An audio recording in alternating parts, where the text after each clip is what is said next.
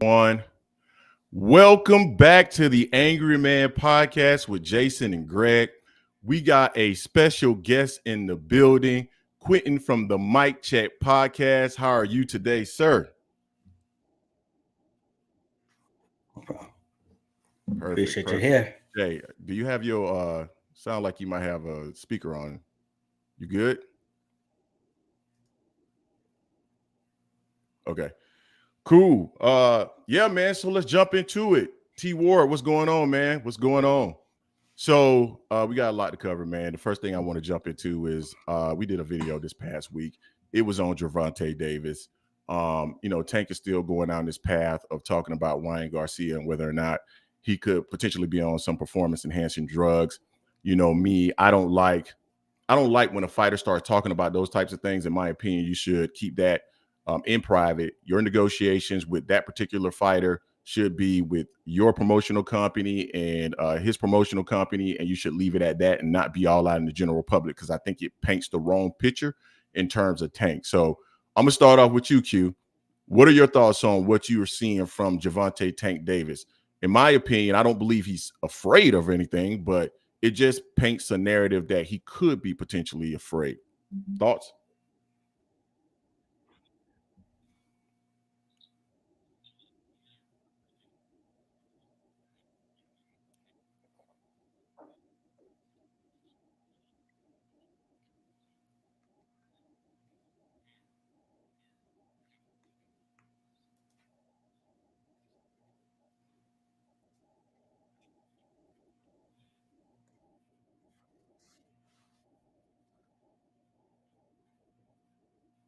Hold on, Q. For some reason, they cannot hear you. I'm not sure why they can't hear you.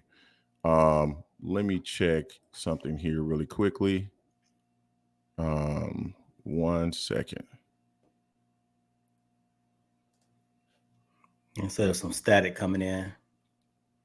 Yeah, I heard a little bit of it when he first started, so I was a bit concerned about that. But let's see what we can do here to get that corrected. Salute to the chat, brother Eli, T Word, and Lucid Dreaming. What's happening, y'all? Hold on 1 second. Yep.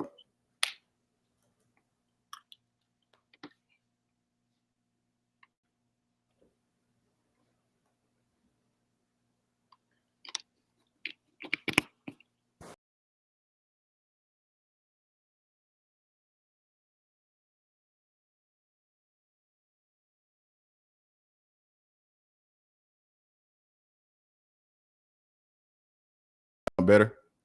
Yeah, it sounds a lot clearer. Okay. All right. Can you guys hear Q now? Please let us know if you can hear him. Yeah, appreciate the chat. Sorry about that. I thought y'all could hear me through the computer mic, but headphones is fine. You guys, can you hear him, T Ward? Headphones is fine. All right, cool. Let's do it. Yeah, man. So again, your thoughts on Gervonta Tank Davis and what's currently going on in that particular situation. Feels like to me that he is creating a narrative that people could take the wrong way, right? And basically saying you're trying to create a built-in excuse. What are your thoughts on that? Yeah, it's very likely that it could be that. This is really going to be the first fight of Gervonta's career, or at least in a very long time, that there's a strong contention of people that believe that he could lose. And there's a fighter in front of him that we could say is close to par with him as far as talent, as far as skill set, as far as likelihood of being able to be a star. He hasn't really faced any guys like that. He's been the prohibitive A side in a lot of his fights, and a lot of these fights are what I've called foregone conclusion fights, where we kind of know going into those matchups that he should win as long as he performs to a B level. I think in order for him to win a fight against Ryan, he probably needs to be at an A level. And it's been a very long time since he's had to do that. And I think that you're just seeing some of that because he's going to have a lot of disadvantages going into this fight. In my opinion, he's not going to be the faster fighter. He's obviously not going to be the bigger fighter. And there's a very strong argument that could be made that skill for skill, it's a pretty even matchup. So I I think that a lot of what we're seeing right now is hesitancy, not necessarily to take the fight, but kind of coming to the realization that, okay, I asked to be freed from that Mayweather protection program. Well, here we go. Jay, so that's a different, I think that's a different opinion than what we've normally seen on the show. So I appreciate that. Q. Jason, what are your thoughts on that? Hey, why you say it like that, Greg? You try to say because I'm a Tank fan? I mean, well, we know you're a homer. That's everybody in the chat know you're a homer. And I want to say this, just one more thing before I toss it to you. I like Gervonta. I think that he's a really good fighter. I don't have any issues with him as a fighter. I think my issues are with the way that his career has been mapped to this point, that he's 28 now, and he's just now finally getting to some of the fights that people have been asking for. I can respect that. I completely agree with that, Quentin. I mean, I didn't like the way his career had been going so far as well. I want him facing the top fighters for the longest. You know, I don't think he's scared anymore. I just think Mayweather was just grooming him and taking him along a certain way, a certain path. You know, kind of like he's done with other fighters. Now I still got Tank favored in this fight. I do think he probably has a fight as a B+ level with Ryan, because Ryan has power and he's fast, so he can crack, and that can do some damage for Tank. The disadvantage, Tank's always at a disadvantage as far as height, size, and reach, so that's nothing new for him. But the speed and fighting someone of that type of power, I think he's going to try to treat it kind of like he fought Rolly. He'll take his time, and eventually he'll let Ryan walk into something or just crack Ryan, because Ryan steps back with his head high in the sky. So I don't see Ryan lasting more than 6 to 8 rounds in that fight. Honestly, I think it might be close early on, but I don't think he's going to last more than 6 to 8 rounds.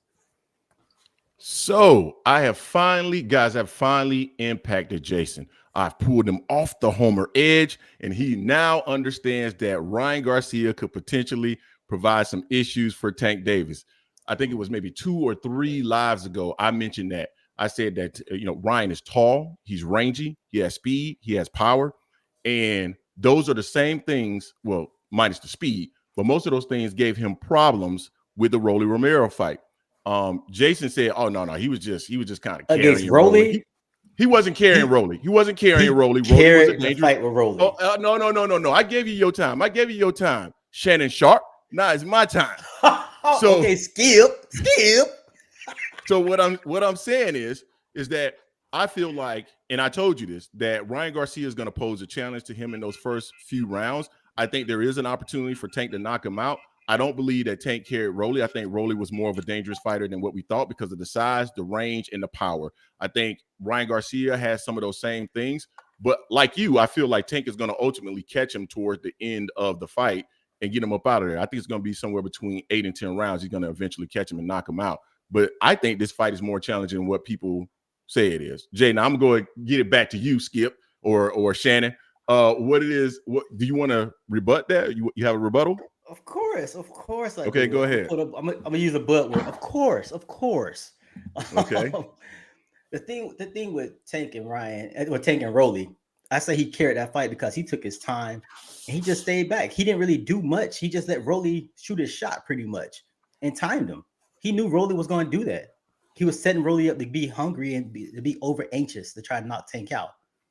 So I mean, he wasn't really doing much in that. That's why I say he carried the fight. It wasn't like Rolly was doing anything that was so crazy that Tank was just like, oh my God, I don't know what to do. Tank was calm, cool, and collected and was chill. That fight. I disagree. Now the fight against Barrios, he was having to think a lot. He thought a lot more against Barrios than he did against Rolly. Rolly was pretty much he was just wondering when Rolly was just going to keep trying to knock him out. Barrios made him think a lot more. Even Tank, on Float was in his corner trying to get him to talk, trying to talk him to doing certain things. He didn't have to do. No one had to talk to him in this fight here. Really, they just chilled. Tank was talking to the crowd. Exactly. And when you do stuff that's out of character, more than likely you're trying to deal with anxiety that you didn't have there in the past. I felt like there was a level of anxiety, and he actually mentioned something like, I talk to the people so that I can keep myself cool, calm, and collected, whatever the case may be. So I want to pass it to you real quick, Q. What are your thoughts on that topic right there? Number one, Gervonta Tank Davis against Rolly Romero. I thought that was a tougher fight than maybe a lot of people anticipated. Certainly myself. And then those challenges, some of those things that Rolly brought to the table. Do you see some of those same advantages from Ryan Garcia perspective? Yeah, I think honestly, when you take those two fights, when you talk about Mario Barrios matchup, and then you talk about the Rolly Romero matchup, I think Ryan Garcia could potentially be a mix of those two fights. And what I mean by that is, I mean that Rolly Romero was very confident. He didn't give Tank a whole lot of respect going into the fight. You didn't really see Rolly really coming off as a guy who was content with losing. He hadn't lost yet. Going into a fight, there's always that thing in the back of a fighter's mind who's never been beaten in, professionally, that he can't be beaten. So you have to, that makes that fighter even more so a little bit more difficult. But from the Barrios perspective, it's the similar body type. Barrios is nowhere near the speedster that Ryan Garcia is, and he doesn't hit nearly as hard as Ryan does, even though Ryan really is a guy who's moving up from lightweight himself. But what I would say is that I just feel like between the Rolly Romero fight and the Barrios fight, while the Barrios fight was one that he performed better in, I kind of expected that. I didn't think that Rolly really going into that fight really had a chance because the style was not going to work. I didn't think that a guy who, throws unnecessary shots, takes unnecessary risk, is really going to be able to do well against a counterpuncher. I think a guy who is a smart, cerebral boxer who picks and chooses the times to attack is the best way to try to get around Tank's skill set. And I think that that's probably what Ryan is going to go into this fight doing. Jabbing from the outside, keeping Tank at the end of his punches, trying to get him to walk in and him making Tank become the pressure fighter. Because the reality is if Tank can't get close, if Tank can't bob and weave to get inside, then he's going to have a lot of trouble getting anything through. And Tank can't afford in this fight against Ryan to just sit on the outside and wait for Ryan to make a move, because Ryan is at a length where he can hit you with shots while you can't hit him back. So it's going to be incumbent upon Tank to try to come inside, to try to make a move to get to the mid-range inside gap, to try to get to Ryan. And what it's really going to mean in my eyes, I think, is that he's going to have to try to attack the body. And that's not something that I really have seen Tank do a whole lot of. He did it a little bit in the Barrios fight. He did knock him down with a body shot that I can recall. But he's really going to have to focus on that, because I think Ryan is going to be trying to keep him on the outside with the jab and then trying to set him up with the left hook, when he's coming in. Yep, I don't disagree with that. So I want to go ahead and say predictions. Jason, your prediction on the fight is that Tank Davis is going to win somewhere between 6 and 8 rounds, correct? Yeah, I got Tank winning within 6 to 8 rounds. But most important, Tank still has to get past Hector Garcia. I can't completely overlook Hector Garcia. He still has to get past Hector first and foremost, which I think he does, but we just can't just foregone conclusion. Yep, assuming that he does. I have Tank winning somewhere between 8 and 10. I think he'll eventually catch Ryan with something and get him up out of there. And Q, predictions on that fight. Yeah, I don't think that Tank knocks him out. I think this is going to be very, very similar to the Barrios fight without the knockout at the end. I think that Tank wins a fight on a decision, split decision or unanimous decision. That's going to be my pick for now. I don't think Ryan is taking this fight at a point that suits him, because he hasn't been in a fight with a guy with this style. I think that he's been in a lot of fights that have suited his style, pressure guys who are going to, press the action on him. While I think Tank is going to have to do a lot of that in this fight, I think that Tank will find a way to, have the more eye-catching shots and not necessarily knock him out. Just because I don't see that being the case in this fight, just because I think the Tank is going to be having to be more mindful of defense than he's ever had to be previously. It's going to be the first guy he's fighting, I think, with this kind of power. I don't disagree with you at all, except the fact that I don't believe this fight is going to go the distance. I don't believe that Tank can outbox somebody that's that much taller with that kind of range and that kind of speed for 12 rounds. I think what Tank's going to eventually end up doing is getting on the inside, catching him with something and getting him up out of there. He'll start to figure him out in the middle rounds and then start catching him with shots and then ultimately walk him into something and get him up out of there. That's the way I see it. So let's switch subjects. Terence Bud Crawford, man, he's always a popular topic. He is back tweeting again. He tweeted a few days ago that, he's ready for Errol Spence to spin the block, spin or spend. And then I think this was last night or yesterday, he tweeted to Jermell Charlo and said something to the effect of, now I know why you had your pom-poms. Errol Spence is your daddy. And he was referencing a video from ES News where Errol Spence said, if he can't fight Terence Crawford, then Jermell can't fight him.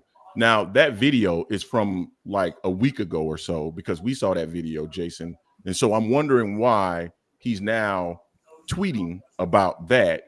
It really feels like the claim of Jermell Charlo in terms of the clout chasing is real, because you're talking about spin the block or spin the block, whatever. And we know that Terence Crawford is a boss, right? He's a boss. He's told everybody that he's a boss. So why are you talking to who you claim is a worker in a tweet? You say Al Heyman is the boss, then why not reach out directly to Al Heyman to make this fight? There's no reason to be on Twitter to make a fight. And now you're talking about Jermell Charlo. It seems like the only way we can talk about Terence Crawford is if he's talking about a PBC-related fighter, Jermell Charlo or Errol Spence. So those are my thoughts. Jason, I'm going to go ahead and pass it to you very quickly. That was the setup. What are your thoughts on what you're seeing from Terence Crawford over the last few days, the tweets, and what do you make of those tweets? I mean, the tweets are just petty and just childish to me at this point in time. He doesn't have no reason to try to fight Charlo, honestly. I question Bud because he's been undisputed, but he's not even trying to be undisputed now all of a sudden.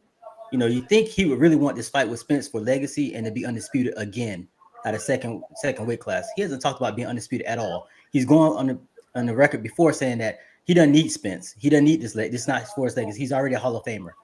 And now he's doing this crap.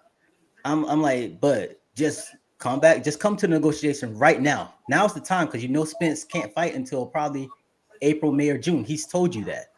You come to the table now to show that you want this fight. This is legacy fight for both of you guys. Both guys, you need this for their legacy, quite honestly. Mm-hmm. I'm just tired of Bud being a tweet monster at this time. He's throwing more punches in Twitter than he has in the ring against Spence or anything of that nature. So, I mean, just stop, bro. Just stop. I mean, and then to try to call out Charlo like that, he just poking the bear. He just stirring up stuff.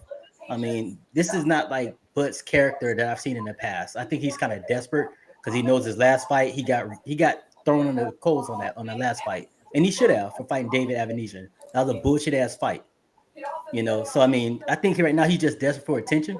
I think he should just get in the ring, get in the gym, and since he's a boss, call Al Heyman and get this fight set up so we know Spence can fight him in April or May, so they can get this this undisputed fight on. Q, I'm gonna pass it to you, man. Terence Crawford is a boss, and I don't get why he's going on Twitter to make fights. Doesn't really make a whole lot of sense to me based off of all the commentary that he's had over the last few weeks. What are your thoughts on Terence Crawford and his actions over the last couple of days? I think in general, it's just, facing the reality that, the biggest and best fights that he can have are with guys that are on the side of the street right now that it's been difficult to make fights with for whatever reasons people want to believe, whatever reasons people want to, come up with on their own. Because the truth is, unless we're in the room, we don't really know exactly what was said or what wasn't said, what was asked for and what was denied. We're only going off of reports of what other people have reported that they know. But what I can say is that while all of the tweeting can be unnecessary, I think what it does do is it continues to stir the pot. It continues to keep this matchup relevant, because for a while it got stale. Right after the announcement of the Spence-Pacquiao fight, there were a lot of people that completely stopped talking about Crawford and Spence for quite a while after that. And then, things started to kick back up once Crawford for sure locked in and said, no, he's not going back to Top Rank after the, what was that? Was that the Kell Brook fight? I think it was. I can't remember which fight it was. His last fight with Top Rank. Porter. Yeah, so Porter. No, Porter. Porter. I'm sorry, Porter. Yeah, that's Porter. right. It was Porter. I'm sorry. Yeah, after the Porter fight. And at that point is when things really started to kick back up as far as, okay, well, maybe there's a potential avenue now that the fight can be made on. I think both guys have done a lot of unnecessary talking on both sides. I have never hid the fact that I think in a matchup like that, I think that Crawford has the stylistic edge. If I was going to pick that fight right now, that's who I would pick. I would pick Crawford to win that fight against Spence. But when you talk about I understand that people have their reasons. I mean, it's as close to a 50-50 fight as you can get. I think, anywhere around these weights. So I can see why people might pick Spence. But I just think in general, I think both sides probably didn't handle this the best way they could. I think the way that this should have been played, in my opinion, would have been for Crawford to, have been offered, and I don't know that he was or not. Maybe he wants his freedom, and maybe that's why this report didn't come out. But I would have thought something along the lines of like a 3-fight deal where he fights someone on PBC in or around the same time that Spence has a fight, and then they have the 2-fight deal with Spence. And I think that would have been the best course of action, because at that point you would have known, okay, we have it in writing. Everything's agreed upon as far as numbers are concerned. I know that I'm going to get a second fight if I want a second fight, if there's a 2-way rematch clause. I think that probably would have been the most advantageous way to go with this. The 1-fight deal is difficult because I don't know that Al is really in a position where he's going to willingly allow someone to have an opportunity to take basically the whole 147 division and then go auction it off to the highest bidder. Because if he does a 1-fight deal with Bud, and if Bud potentially wins the fight and there's no rematch clause, Bud can walk and go to wherever he wants to go. And there goes Al's hold on the 147 division entirely, at least for the time being, until someone vacates all the titles. Yeah. So, you said a lot there. So in terms of stylistically, Crawford having the advantage, I actually disagree. I think stylistically, I think actually Spence has the advantage.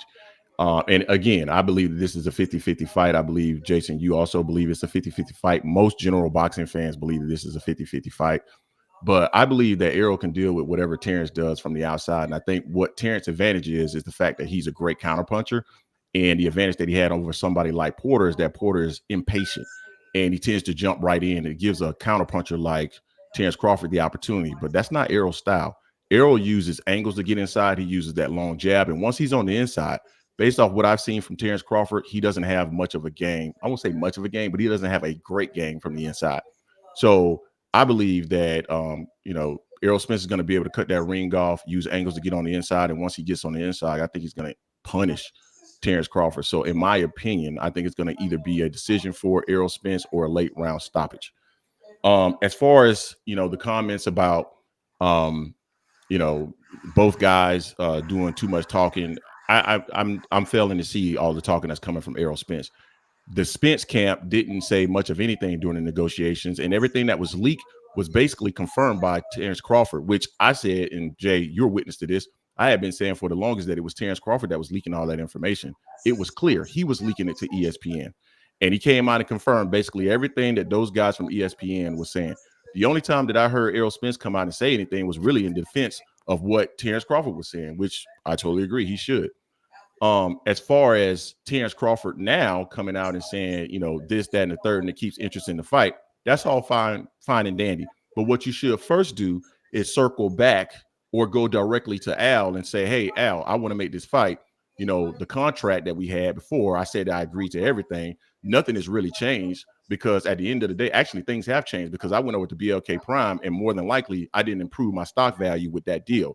So I'd be more than willing to go back and take the same deal that I said I agreed to before. So let's start there. Let's make this fight happen. And then I can go to social media and start talking all the shit that I want to talk to hype up the fight.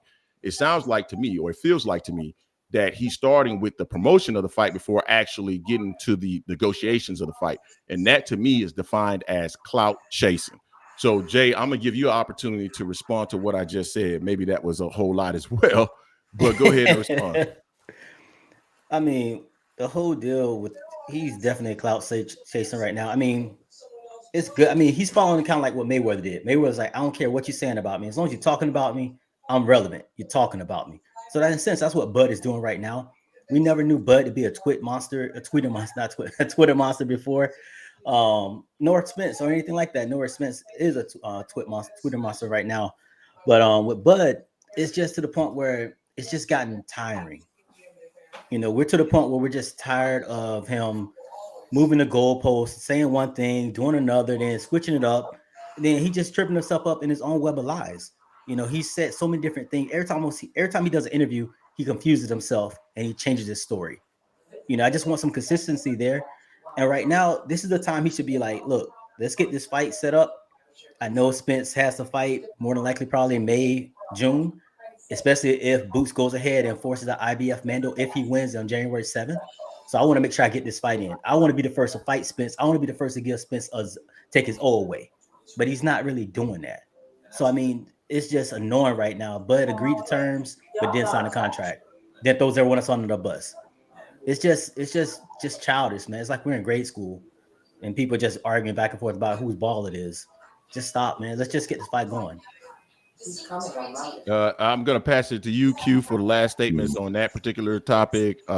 Give you the opportunity to put your rebuttal. Give your rebuttal. Yeah, I guess I just wondered, does anybody know if he hasn't gone back to negotiation yet? Do we know that he hasn't? It was a week later. Because that's a week later. I'm sorry, go ahead.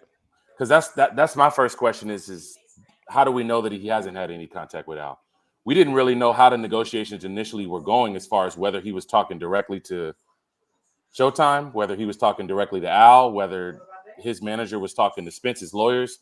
There wasn't really any of that until later on when they finally kind of finalized that date that was supposed to be November 19th, at least from what I can recall, that he had been having direct contact with Al regarding the deal, talking about Crawford directly to Al and, Spence not necessarily being in the room for some of those conversations. So let me just chime in really quickly on that. So the tweet about it that he made.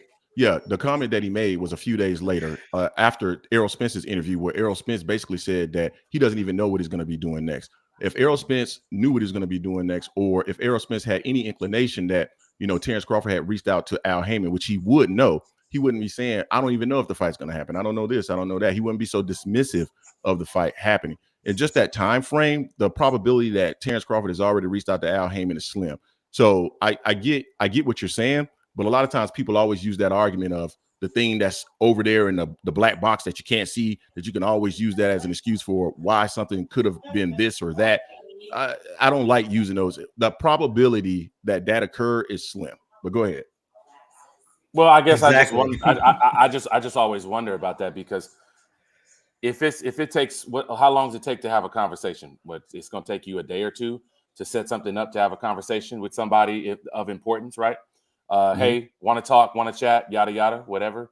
Hey, this time works for me. This time works for me. Okay, boom, boom. We can go back into negotiating. This is where we left things off.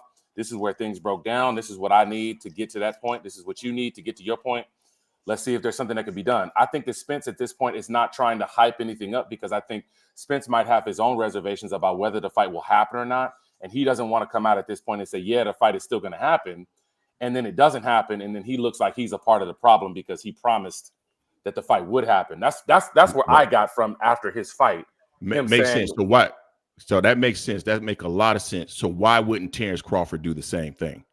Why would you go to Twitter? Why wouldn't you have the same level of reservation and not go to Twitter talking about spinning the block and all that other stuff when you know that there's a high probability that this fight is not going to happen because it already broke down?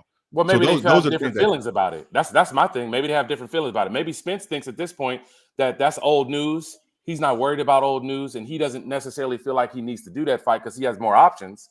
And maybe Crawford is thinking at this point, this is the main option that I need to get through. So in order for me to get through to that, maybe it's something that I need to be talking about. I don't know. I'm not Crawford's manager. I'm not his publicist. I'm not the guy that's supposed to be helping him put stuff out. All I can read all I can go off of is rationale. And if he's saying, hey, you said you were going to spin the block, which is what he said in some interview. I can't even remember exactly what it was from.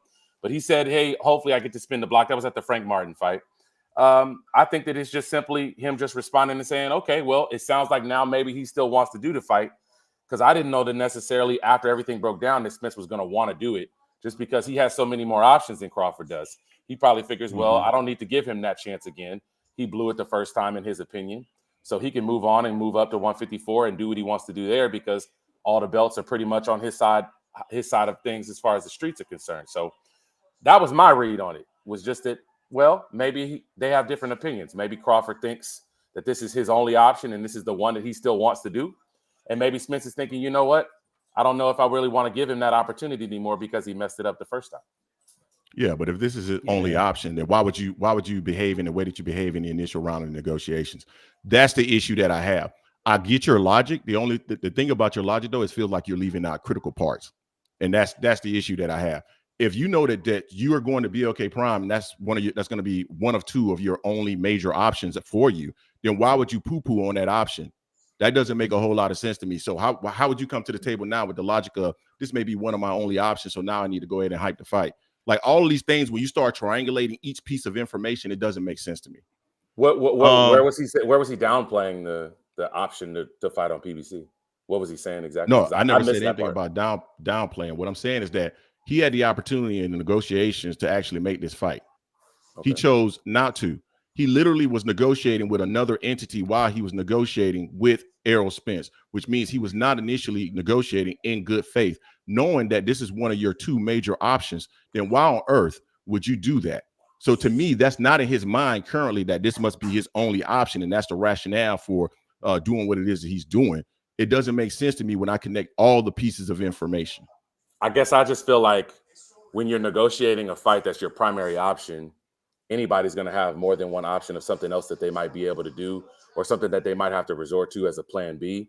If I can recall, when the Spence and Crawford negotiations very, very first started, didn't PBC make an offer to Canelo that Spence would be a part of a deal to fight them? If he's making an offer to put Spence in a deal to do a catchweight fight, that would to me show that they had a plan B for Spence as well.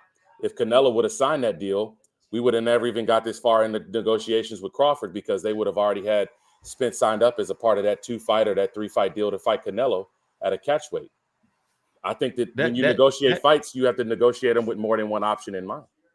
Yeah, but that fight that you're talking about, that was mentioned like more than a year prior to the actual negotiations with Terence Crawford. So I don't think that that actually played any part. Jay, correct me if I'm wrong, but that Canelo 2-fight deal, that was before he agreed to the actual deal to fight Bivol and Triple G. That was over a year ago. So that played no part in the negotiations with Terence Crawford at all.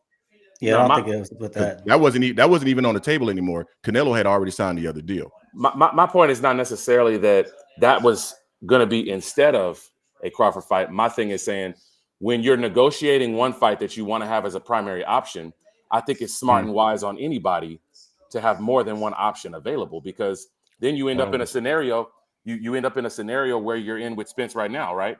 Their primary option for him before this last car accident, before any of this, the recent stuff happened with his recent car accident, was that they wanted to do a Crawford fight.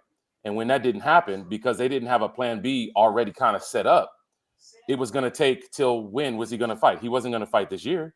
He was going to have to fight in March or April, 5 months after the date that they were trying to do the Crawford fight initially. So I think it would be wise for anybody, if they're going to be negotiating a fight that they know is difficult to make, to have a plan B in place so that if something doesn't go right, you have something else to fall on. We talk about it all the time, and I've talked about it a lot. Fighter inactivity amongst American fighters is a huge issue when you talk about boxing. And one of the issues I see is that too many times guys are chasing one fight and one fight only, just like everybody else that's getting in line to have a Canelo fight, and they're sitting on inactivity for long periods of time. Now Spence got it, he got an injury, so he had a car accident recently. So I understand that has delayed some of what he was going to do.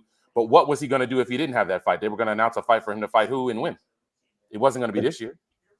The thing is, he was supposed to fight. They're going to fight in November. They already had things set up for November. Then they even had a date in December for him to fight who in November? For Spence and Bud. For Bud and Spence to fight, they had another date in December that was supposed to be set up. So Bud was negotiating in bad faith. He had someone, he backdoored them basically. So let me say this out of nowhere on that. I don't disagree with what you're saying. You should always have a plan B in place, but there is a difference between having a plan B and negotiating two separate deals. So those are two completely different things, my friend.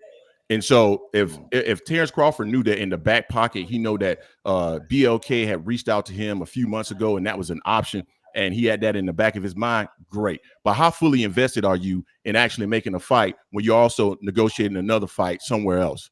Come on, man. That's how fully invested am I in marrying this woman when I got a girlfriend on the side?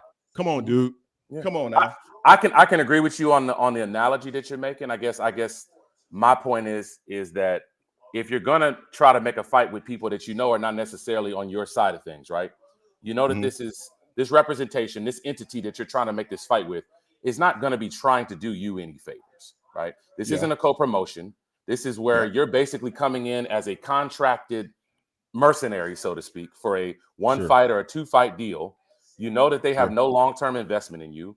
I don't see any issue with negotiating this fight, and if this fight doesn't work out, I have another fight already lined up. I don't see any issue with that. When I'm in a relationship, of course, yes, you have to make one commitment to one person if that's what you want to do. But I don't think that that's the same when you talk about a job, when you talk about business, when you talk about any of those things. Because if you go, I like to use it like in a relatable sense for myself. If I'm having an interview for a job and this job is offering me X amount of money per year, why would I not want to see what this other job might want to offer me? And I'm considering both options at the same time. And whichever one gets up to the highest number, that's where I go. We see that in NFL and NBA free agency all the time. We see that in a lot of different facets of life. I don't see any issues with that. I really don't.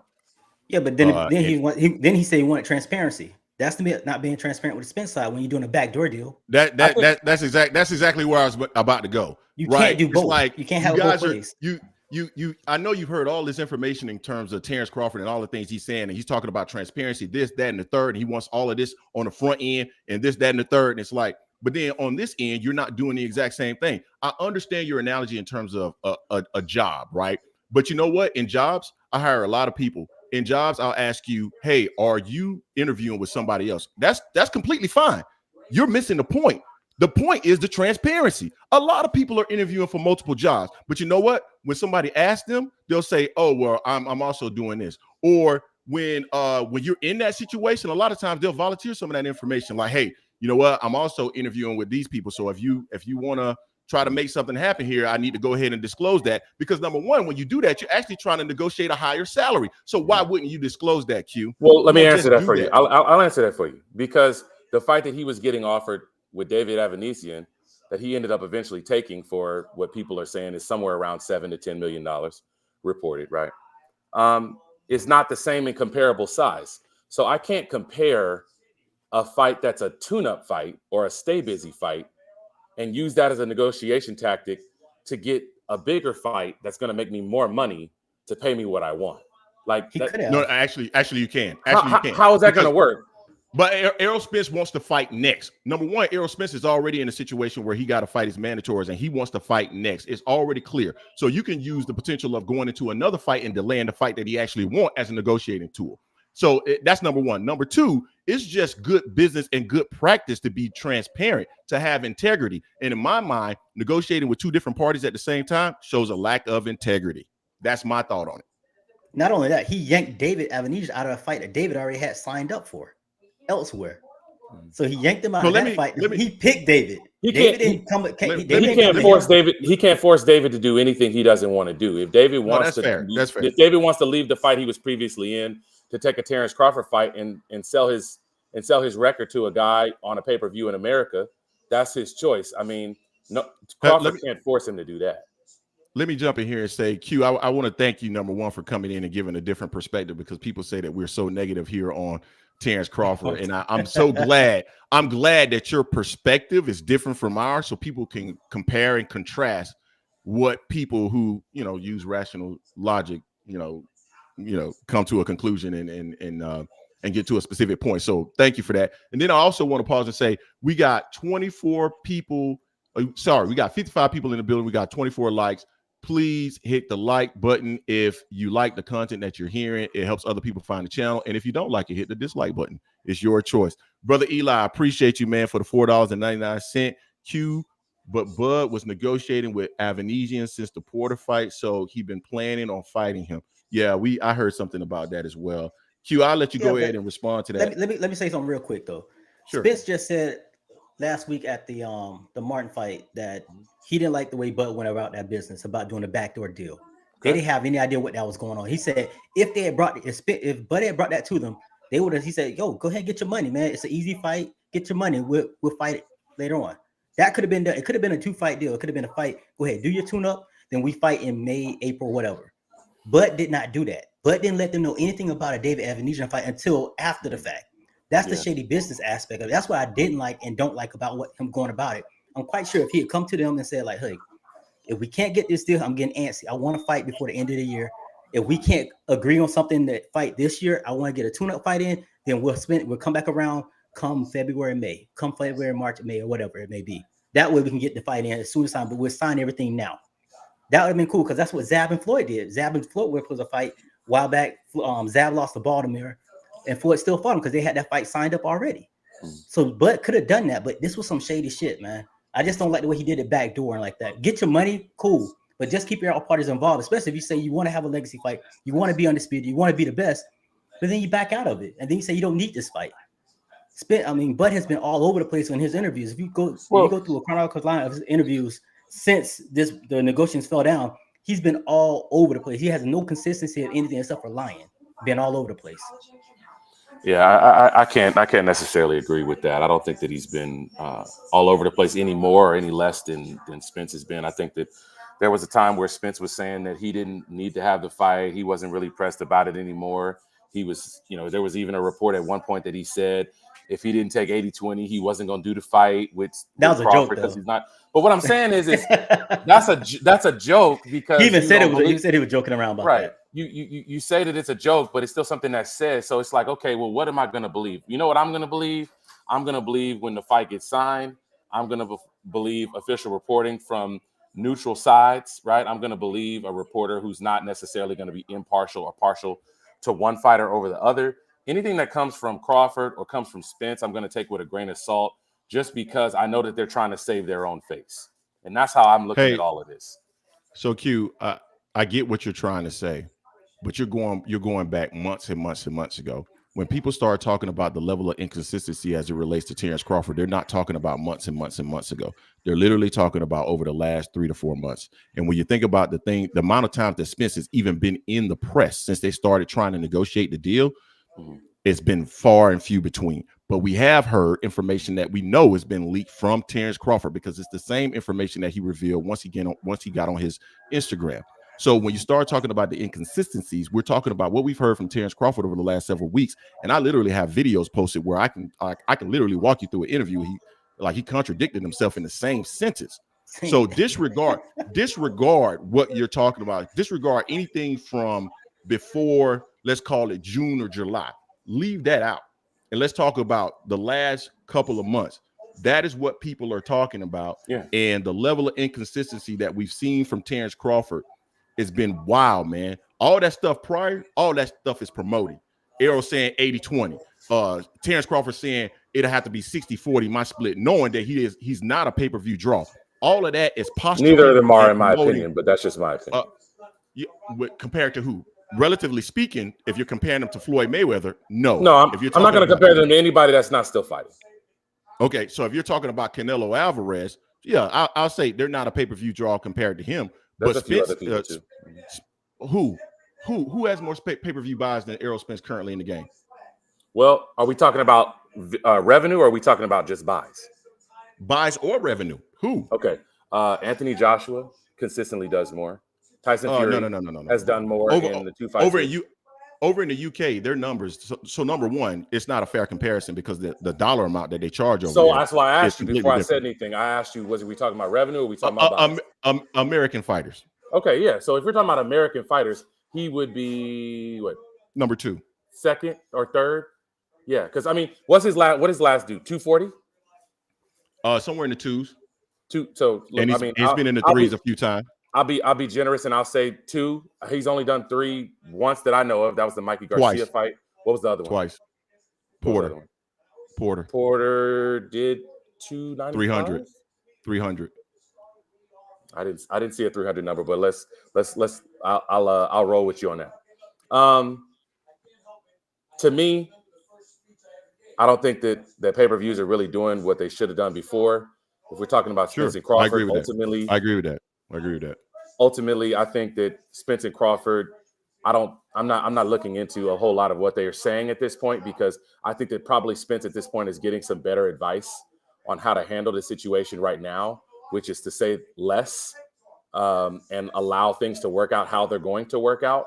I can definitely say that Crawford right now is not getting the management and the what's the word I'm looking for? The optics advice that would be best for him as a guy who likes both fighters and a guy who likes Crawford, right? As one of my probably top 3 favorite fighters. I'm not one that's going to hide from that. But I would say that I think ultimately it's going to come down to what gets done in the negotiation table. I don't think that any of what Crawford is saying in interviews or what he says on Twitter to Jamal Charlo or what he says about Spence or what he doesn't say about Spence is really going to deter the negotiations of the fight, because ultimately, if you want the last brass ring, he's the one that you got to get it from. And if he's not the one that you want to get it from, then you're going to move up and you're going to move on to other things. And to me, it's unfortunate that it's gotten to this point just because I don't think that all of this was necessary. I think ultimately, in my opinion, the fight should have happened in 2018 after there was that tunnel video. That's my opinion. I think the fight should have been the very first unification that Errol ever had, because that's when everybody wanted to see the fight the most. That's when the fight was right after he had done 360 with Mikey Garcia. That was the best time to do it. It didn't happen. And I think it's tough because I think it probably would have been best to be done as a co-promotion where two sides can eat the cost on it. But now we're in a situation where we're going to have to rely on one side to have to finance everything. And a lot of their stuff is – go ahead, I'm sorry. I'm sorry. What side are you talking about? I'm talking about PBC. PBC is going to have to finance the entire fight, right? They're going to have to pay both guys. They're going to have to pay Crawford and Spence. Why would they have to do that, though? Terence Crawford is a boss. Bosses are guaranteed fights. They don't get guarantees. What do you mean they don't? What do you mean they don't get guarantees? Terence Crawford has told me that told the world that he's a boss. He's a boss. So he's the one that's at a negotiation table. The boss, which would be the promoter, since he's also promoting the fight, the promoter would actually put up the guarantee, not the fighter. So if he's a boss, he's guaranteeing his own money.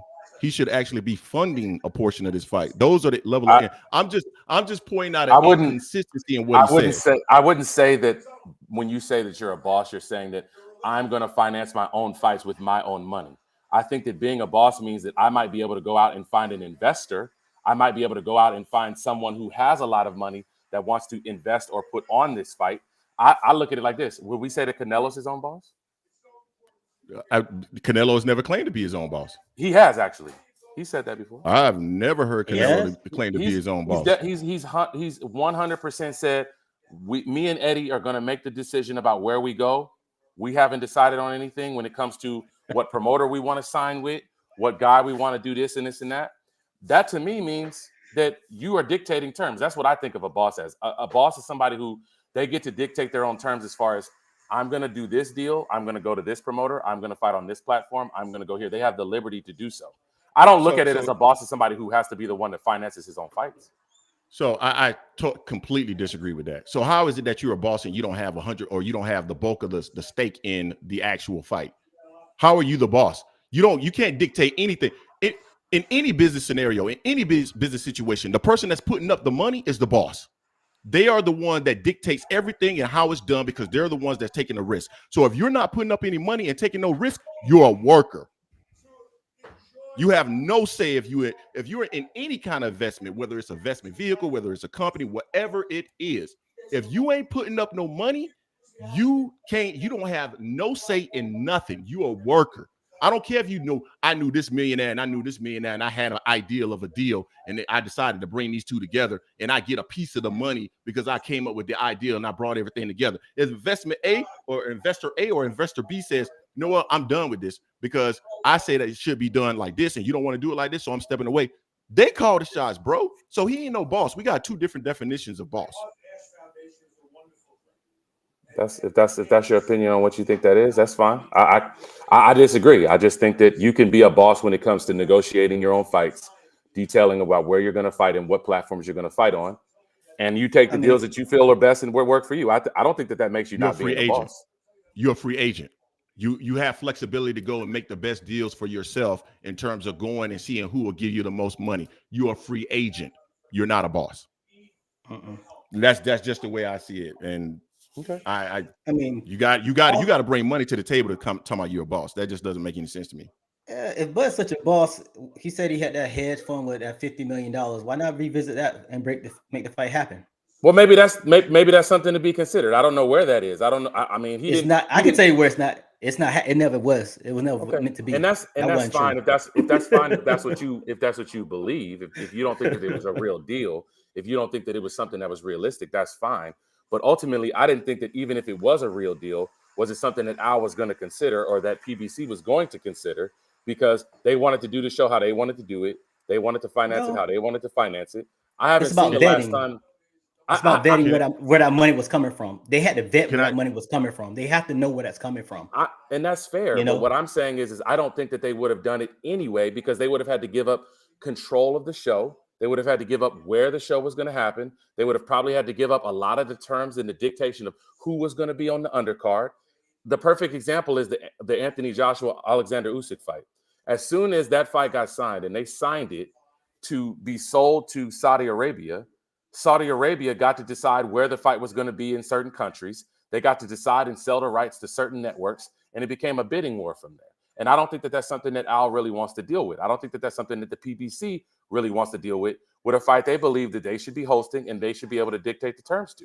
I just don't think that that's something that they would have considered, even if it was a real deal. Can I pause really quickly and say, number one, we got 88 people in the building. We got 41 likes.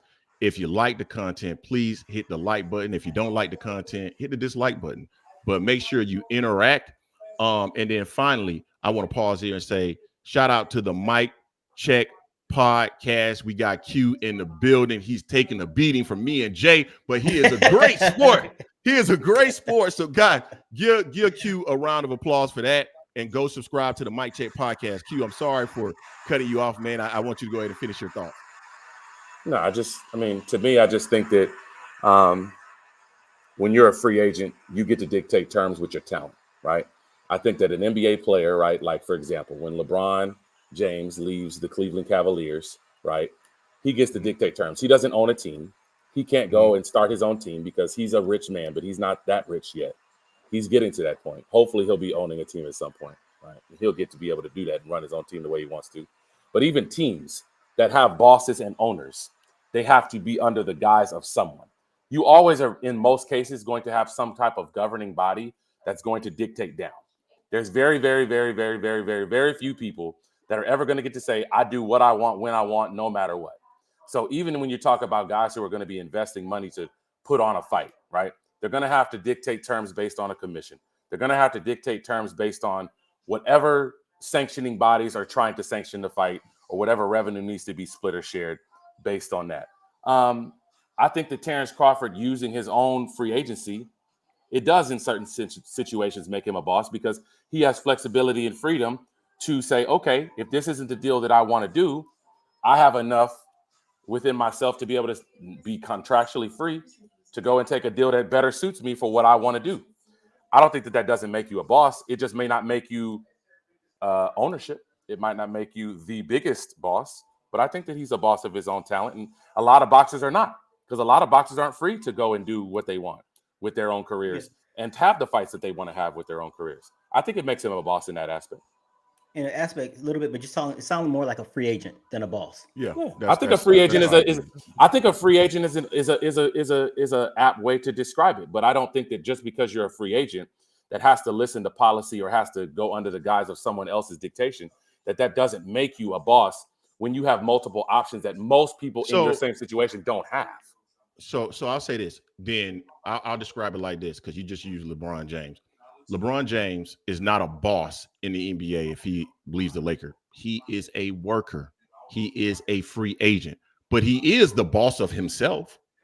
Sure, if you're saying that Terence Crawford is the boss of himself, I totally agree with you. He's the boss of himself. And I also agree that, Quentin, you're the boss of yourself, and Jason, you're the boss of yourself, and Greg, my boss is my wife. But at the end of the day, you're not a boss of like an entity. When the way that he's describing himself as a boss, like he's a boss or something, like he calls shots. The only shot that he calls is what the decision that he makes for himself.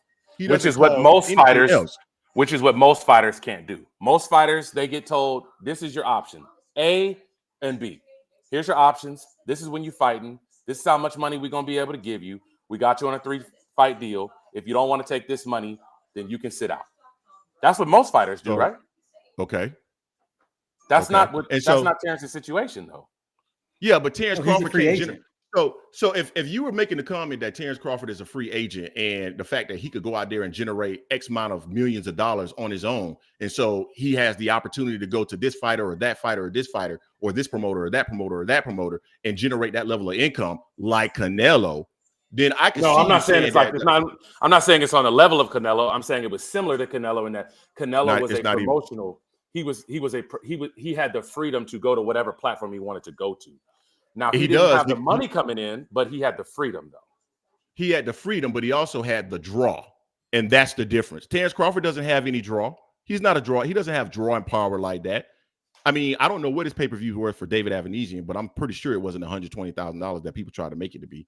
So whatever it was, he's not a draw. So if you were coming from the perspective, Q, of Terence Crawford generates X amount of dollars, and no matter where he goes, people are going to be trying to get at him because they know that they're going to make a ton of money with Terence Crawford, because Terence Crawford could really technically turn. Here's the other thing. Terence Crawford technically could just create Terence Crawford promotion and go out there and promote himself. I mean, if he's that big and he's really a boss, then fighters would come to him, or he'd be working with other entities like the PBC, and he'd be guaranteeing the money because he generates so much money. He can guarantee the money. He doesn't need to guarantee. And that's where I feel like you're describing a free agent and calling him a boss. And I don't see it like that. He's not a boss. He's a free agent. So are we saying that at this point right now, because I just want to make sure that I understand, where both of y'all stand with this. Canelo's not his own boss. He's not a boss. Right? That's what we're saying.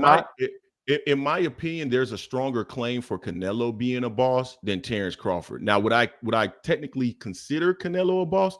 Not if he's not putting up the money. Well, we know if he's not putting up the money. We know he's not putting up the money because he's not a boss.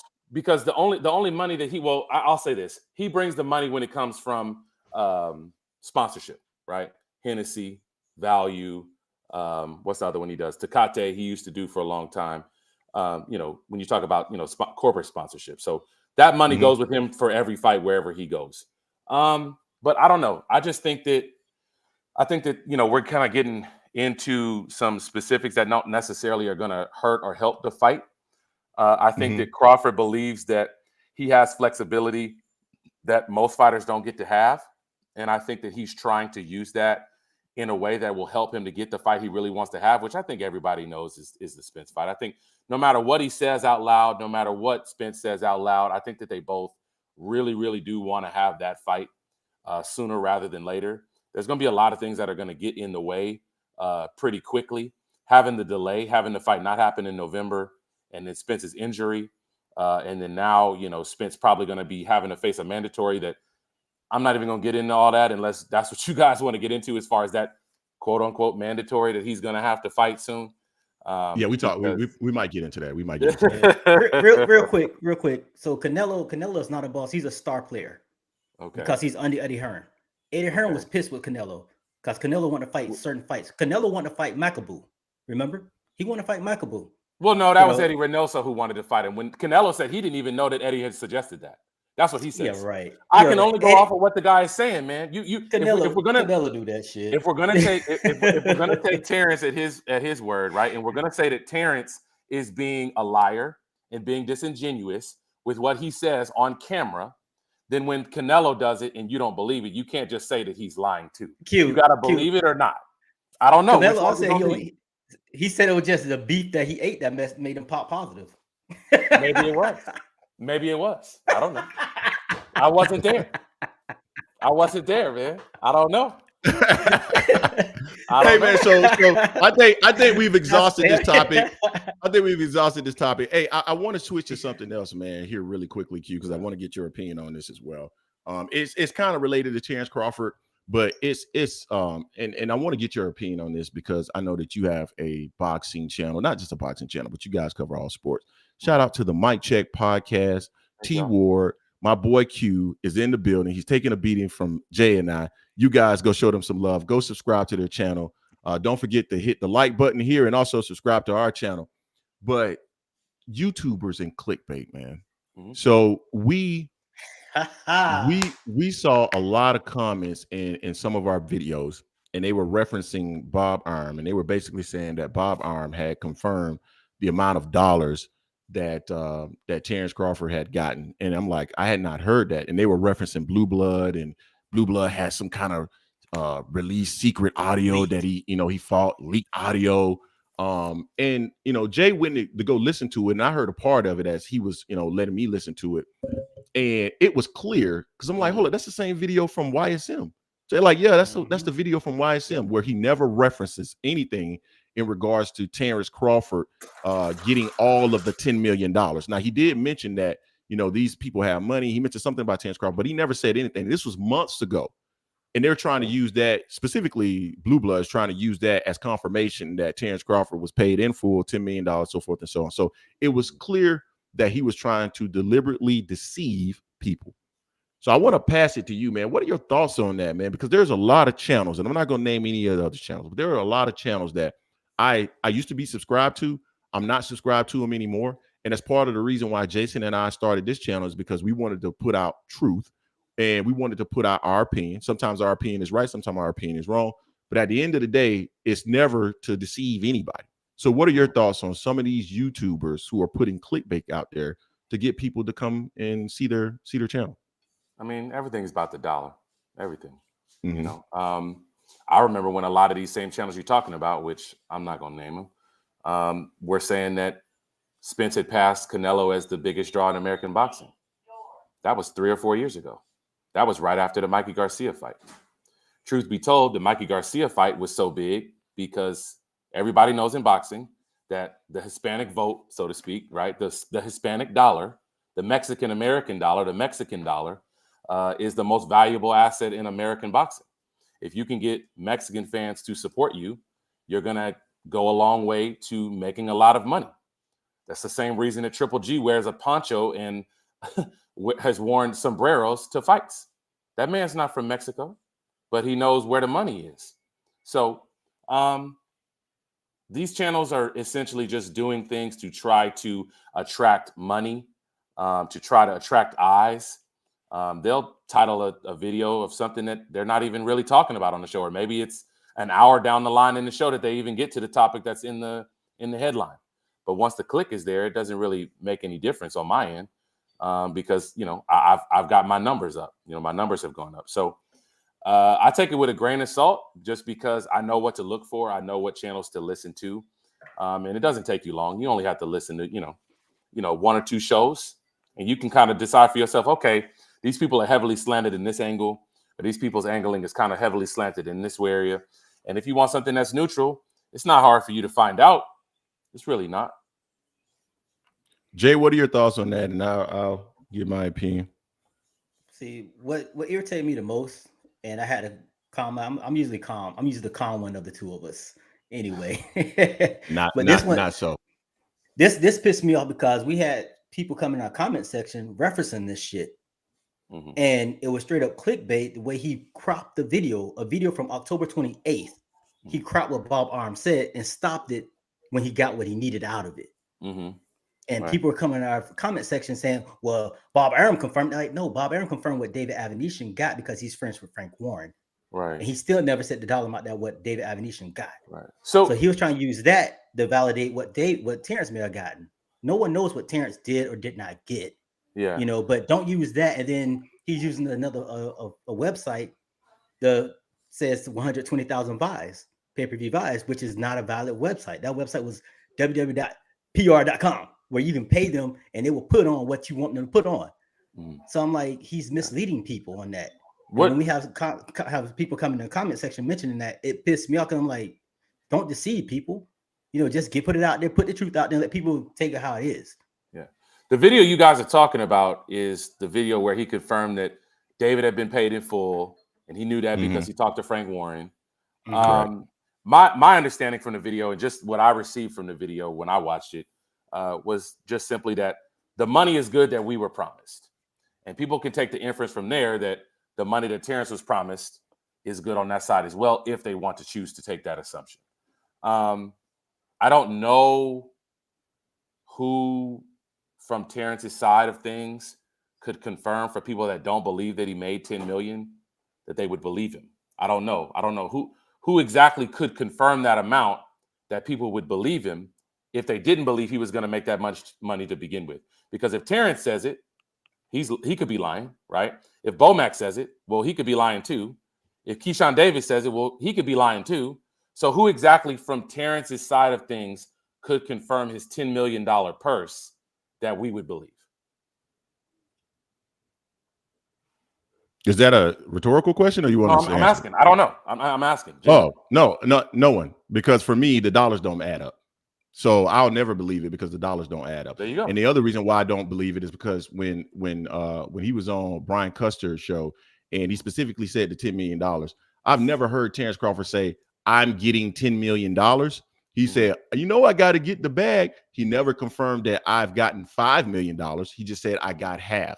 And I think you got to read between the lines, man, when you start looking at stuff like that. And people tell you a lot by what they're not saying. So I don't believe he got the $10 million. Okay. But that's another topic. Do you think that it's you just don't believe it because it wasn't a fight that was going to make that kind of money? Because the math don't add up. The math don't add up. I mean, to me, the math, for me at least, and not that they're the same entity, but when DAZN paid, who was it they paid? They paid Jesse Vargas, what was it, like $4 million to fight Mikey Garcia? It was that fight ended up costing, just the main event cost like $11 million alone. Because I think Mikey got like $7 million. People took that at face value, and everybody knows that fight didn't do $11 million because they did it at the Star in Frisco. And that stadium, I've been there for high school football games plenty of times. That stadium only seats like 12,000 people max. So I don't know. It's just that's that gray area in boxing that I think is really difficult for people to be able to confirm, because there's no public sphere that can concretely tell you exactly what everybody's making, what they're not making, and what used to be. Right, exactly. Go ahead. Sorry. No, I'm just saying I think that it's just really difficult because there's a lot of gray area when you talk about what purses are being made and who's making what and where they're getting it from and what exactly is the deal, because there's not really anything reliable that you can use that okay, this isn't going to be anything that's going to be false. I know for sure that this is a reliable source. And I mean, PBC is built on a lot of the stuff that you talk about when you talk about the back end money, right? Oh, he made $2 million up front, but the back end money he made $8 million. It's like, okay, well, where do we quantify that at? And how do we know that that's true? I don't know. I know that Mikey Garcia fighting Jesse Vargas isn't an $11 million fight, but people believe that that's the money they made from DAZN, who was trying to break into a market, probably overspent, just to try to put a fight on that people would be interested in. Maybe that's what Black Prime was trying to do. Maybe that's the same situation. Yeah, could be. I don't doubt that. Like, I don't doubt somebody coming in and saying, oh, well, you might have to take an L in the front end to get into the game. Totally understand that. But you're not taking a $6-7 million L. That don't make sense. Like, for a fighter that's never generated more than 140,000 pay-per-view buys at $39.99. Let's do the math on that, Q. $39.99 times, let's see, if he did 140,000 buys, that's only $5.5 million.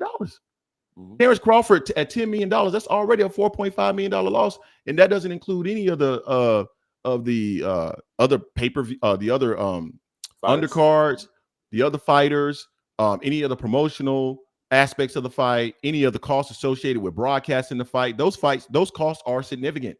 So they could have easily lost $6, $7, $8 million. That's not how you break into boxing. People are not doing that.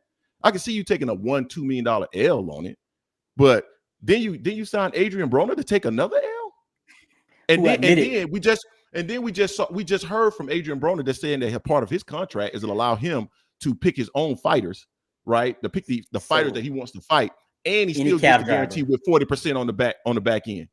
So none of this doesn't line up, bro. It's not sustainable. You don't have to be like a genius. You don't have to be in the business to understand that this model does not make any sense, specifically when you've heard from other promoters like Frank Warren. We've heard about what the PBC is now doing in terms of how they're setting up their structure. it doesn't make any sense that this entity is going to come in there, regardless if they're trying to break into the game or not. So that's the reason why I question the $10 million. I don't believe it. That's fine. And we're in a position right now where we used to these athletic commissions in each one of the state, they used to tell you what the guarantee was. You knew what the guarantee was. But now you didn't know what the profit on the back end was, though, right? Correct. So you had to rely on them. But I'm speaking specifically to he's getting a $10 million guarantee. About the guarantee, yeah. Mm-hmm. Yeah, I'm talking just about the guarantee. And so how are you getting a $10 million guarantee like at $39.99? What? So that's my challenge with it. And when you think about David Avanesian, my guess is he didn't sell anywhere near 140,000 pay-per-view buys. So that's kind of where I'm. Yeah, okay. Now, but going back to the YouTubers, man. Here's what I've seen, and you guys in the comment section tell me if you think I'm wrong. Jay, Q, you tell me if you think I'm wrong. I think people like Blue Blood, and there's some other guys that are out there, and you guys, you know who they are. I think that these guys they rely 100% or they rely substantially on YouTube videos as revenue, as income.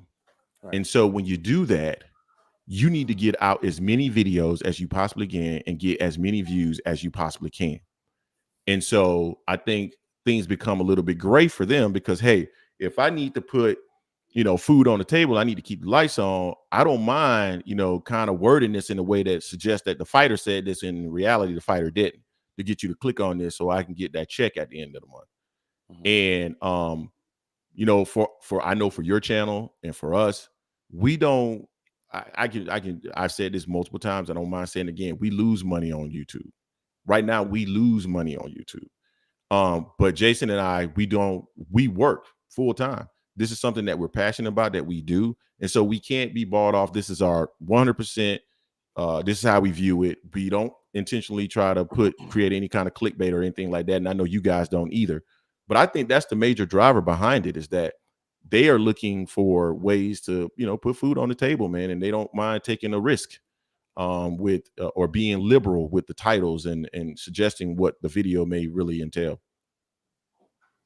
Yeah, I think there's a bit of honesty that you get from people that aren't really using YouTube as a sole space for revenue to survive and live on. I think that's a real thing. I also think that for some of these guys, it's just about, pushing out a narrative that they prefer and not necessarily reporting the news and giving their opinion. And not obviously stating that it's their opinion, right? The tone comes from a space of, well, this is just the truth and this is what it is. I don't give too much energy to, stations or channels or, networks that want to do that kind of stuff. But it's kind of bled into a little bit in the TV too. I mean, when we talk about some of the graphics on some of these promotional networks, where they're acknowledging, secondary champions as champions, and they're acknowledging, 3 of the 4 major titleists in a certain division, but not the 4th. Or, they're calling guys like, Teofimo, former undisputed champion, when everybody knows with any 2 cents in their mind that he was never undisputed, right? There was still a dispute as to whether he was disputed or not. So you see it in a lot of avenues and in a lot of spaces. Unfortunately, it's just the nature of boxing, because it's a very, very competitive market right now for a little bit of money in the grand scheme of things. I think boxing, when we talk about comparing boxing now to 10 or 15, 20 years ago, boxing was a lot more lucrative back then, more so than it is now, even though guys are getting paid more now. I think that a lot more people are losing money on boxing now than they probably did before, just for a lot of different reasons. And one of them is just purely just lying to people's faces and expecting them to just stick around. Yep. No, I agree with that. I think there's I think that's why HBO is not in the sport anymore, because I don't think the sport is as lucrative as it was before. And that's also a reason why I'm also concerned about boxers being concerned about bleeding out the sport currently with, deals like Adrian Broner, so forth and so on, where, it's not a sustainable model. Eventually people will start getting disgusted with what they're seeing. They'll start walking away from the sport more and more. Before you know it, we won't have a sport. So I want to transition to something that you said earlier, Q. You mentioned something about a mandatory. I'm assuming you were talking about an IBF mandatory for Errol Spence Jr. Is that what you were talking about? No, so I actually originally was talking about the WBA mandatory that, was a two-time step-aside deal. I guess my question is, when you talk about the IBF, who, historically has been known to be a Johnny-on-the-spot organization when it comes to mandatories, they famously have, they stripped Tyson Fury right after the Klitschko fight. They stripped Triple G at one point because he didn't fight a mandatory and took Vanes Martirosyan before the Canelo 2 fight, I believe. They stripped Joe Cardina recently because he had a hand injury for the second time after getting a voluntary opportunity to win the belt and couldn't fight their mandatory. They've been very, very, very strict in certain situations. But interestingly enough, it seems like they haven't been as strict with Errol or with Jermell. I know that there are some. Jermell. He has an IBF belt that he won from. Who was it? The Dominican dude. I forget his name. You're talking about Jason Rosario? Rosario, right?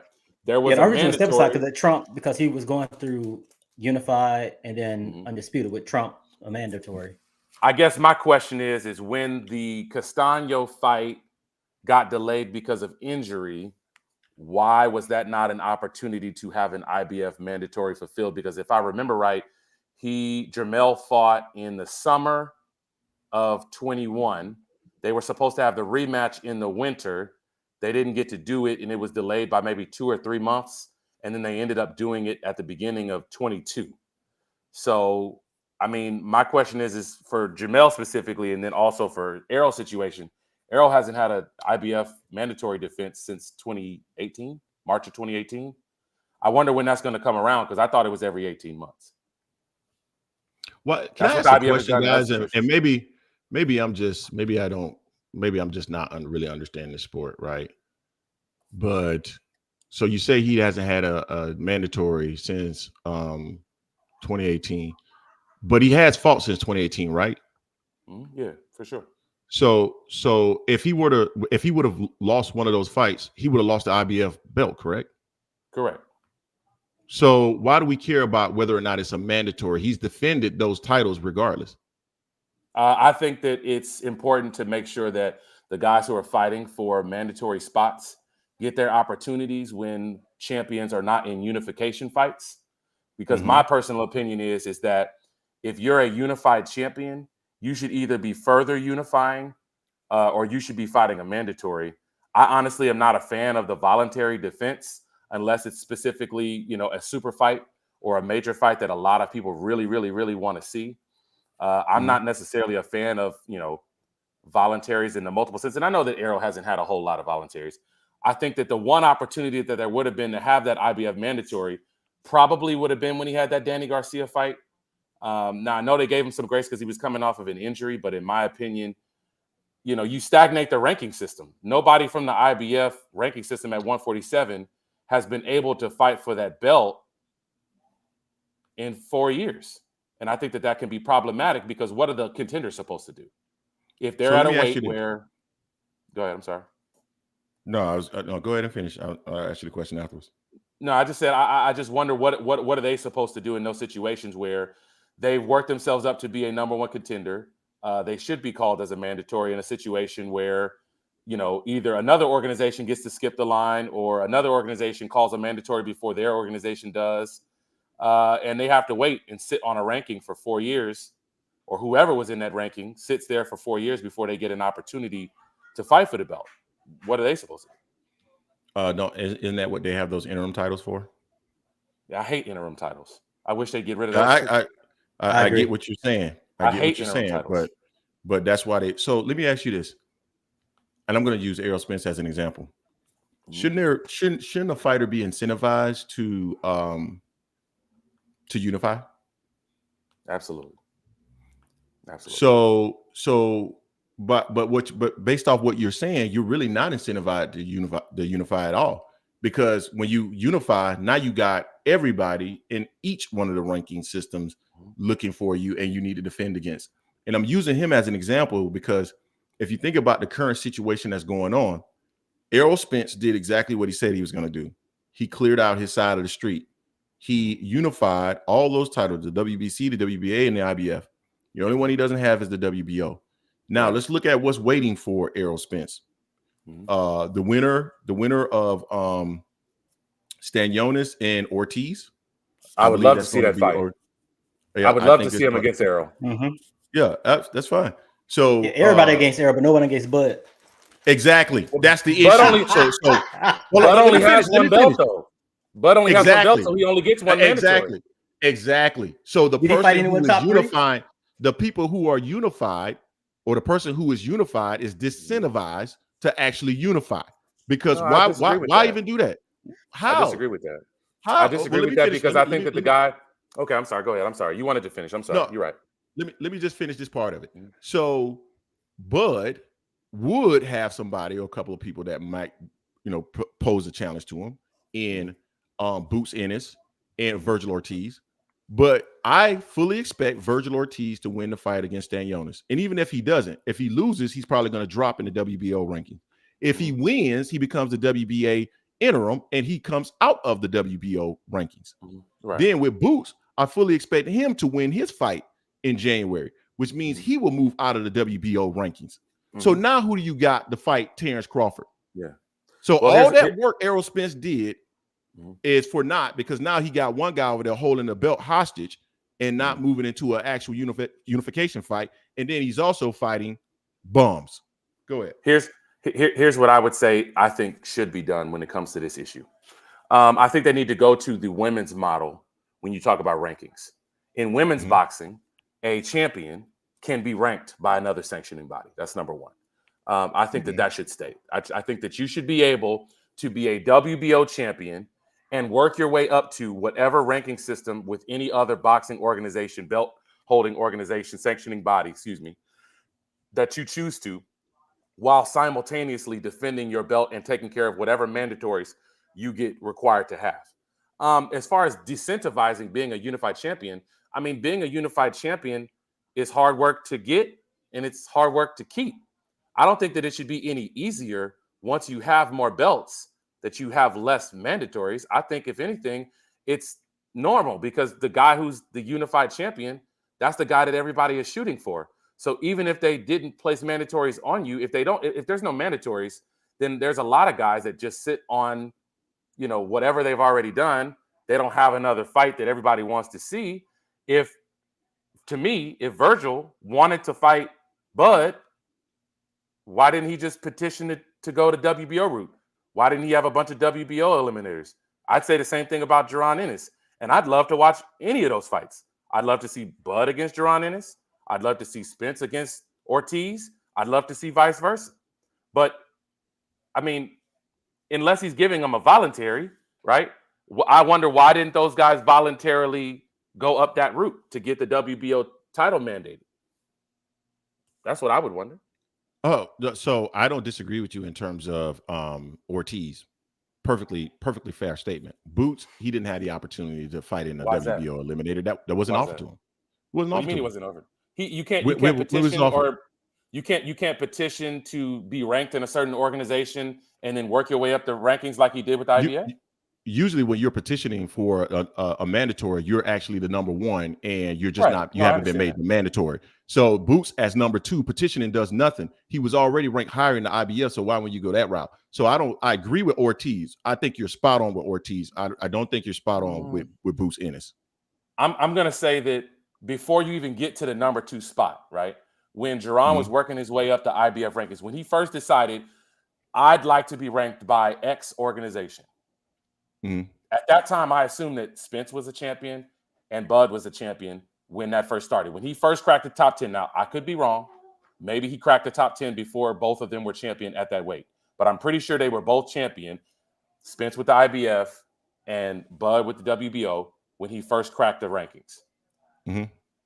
If what he wanted was a Crawford fight, it's on the challenger to get ranked in that system and fight the guys in those rankings to become a mandatory. If he doesn't do that, why is he expecting a champion to just give him a voluntary when he could have just worked his way up the rankings from the beginning? But we're not talking about whether or not he wants a voluntary. Your comment was that he had the option to fight Terence Crawford, and Terence he doesn't have the so if you're ranked number 1 or number 2 or below, petitioning unless the number 1 or the guys above you don't want the fight is not going to happen. And at the point when he found out that, like all of us did, that Ortiz was not going to take the fight, he was already locked into negotiations and going the IBF route because he was ranked higher. So Q, I'm going to pose this question to you. You hit the top 10 in all of the sanctioning bodies. You're ranked, the IBF have you ranked number 6. The WBO have you ranked number 10. Which one are you going to go down? I'm going to go down whichever one I believe I can beat. So you're not, if I think I can beat both of them, which one are you going to go down? Well, if I think I can beat both of them, then I'm going to go down whichever one has me ranked higher. But if you say Exactly. why didn't he take Bud specifically? My thing is if that's the dude you want, then work your way up the rankings in that system to get that belt. He's had that belt since 2018. It's not a new thing. Spence has had the IBF since 2017. So nothing has changed in the last 4 or 5 years. In my mind, that's going to make me say, well, if Jerron really wanted to fight Bud, and that's who he really wanted to fight, he would have taken his ranking, whatever ranking he had to start with, and he would have worked his way up, fighting the best contenders he could get in that ranking system till he became number 1, and then he'd either become interim or he'd get the mandatory shot, just like he's going to get with the IBF. Bud ain't going to fight his number 1 and number 2 no matter what. Why are you saying that? He had a chance to this time when he didn't fight when he fought David Avenesian. He didn't fight Stanionis, he didn't fight Boots, he didn't fight anyone. He went all the way down to number 6, number 7. You can't tell me the top 5 were just busy. He picked David Avenesian. That's my problem. He could have. He could have. Yeah. So the champion that we're talking about here, the one that says he won't smoke with everybody and doesn't mind getting that smoke. Boots was number 2 in the WBO. You could have said, "Hey, I wouldn't mind fighting you. Let's go ahead and make that happen because I know you said you want to fight." Boots' name never came up. Remember, his name never came up. But Boots isn't going to get a fight just by petitioning the WBO. That's tomfoolery right there. That's not going to happen. Why? Because he's not ranked number 1. Why are you petitioning the WBO? Who is? I don't even know who's ranked number 1 right now. Ortiz is ranked number 1 by the WBO. Once Ortiz didn't take it, that was his opportunity to get the fight. He's already locked into negotiations and going down the IBF route at that point. Now, because he couldn't get it before at the point. So what is he supposed to do then? Just stop and say, hold on. I know that if I win this next fight, I become IBF interim champion. And then I get Errol Spence, and I'm already locked into this. Let me stop negotiating with him, with them, Al. Let's go over here now and throw this Hail Mary to see if WBO will actually give us a shot. Come on. That's not a Hail Mary. If you're number 2, number 1 isn't taking the fight. The guy says, I'm not taking the fight next.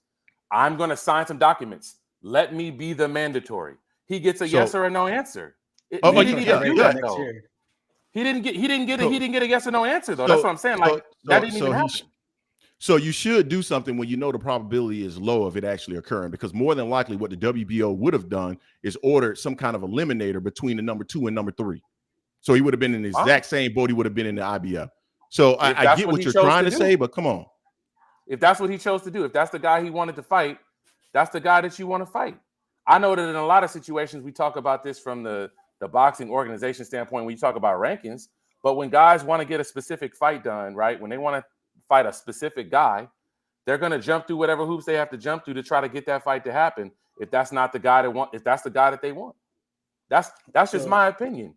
I don't think it's anything wrong. Go ahead. Yeah. Mm-hmm. I got a question for you, Q. So when Bud chose not to fight Spence, right? Okay. What was his logic in picking David Avenesian and not picking Boots? Tune up. Probably an easier fight. He hadn't fought in over a year at that point, pretty much. So if that's the point, if that's the point, then why would Boots even go that route anyway? Why even try? Because he's not going to pick him. Well, here's the thing: he's not easier to fight. If you become the mandatory, right? Then you're in a situation where you have. Go ahead. I'm sorry. The mandatory's not due till April, May though. So what I'm saying is that's where I was about to go. But go ahead. That's based on the timeline that we have right now. But what I'm saying is all of these IBF eliminators he's been fighting in, the Castillo Clayton fight, the Thomas Delorme fight before that, where he's been working his way up the IBF mandatory slots, right? If he would have been doing the same thing in the WBO at that point in time, maybe he would have been further along than this. Maybe he would have been in the number one spot. Maybe it would have been him instead of Ortiz. Ortiz has been fighting WBO eliminators since I've been watching him for the last 4 or 5 fights. So he would have been in the same position to do what Ortiz didn't do, which was he turned the fight down.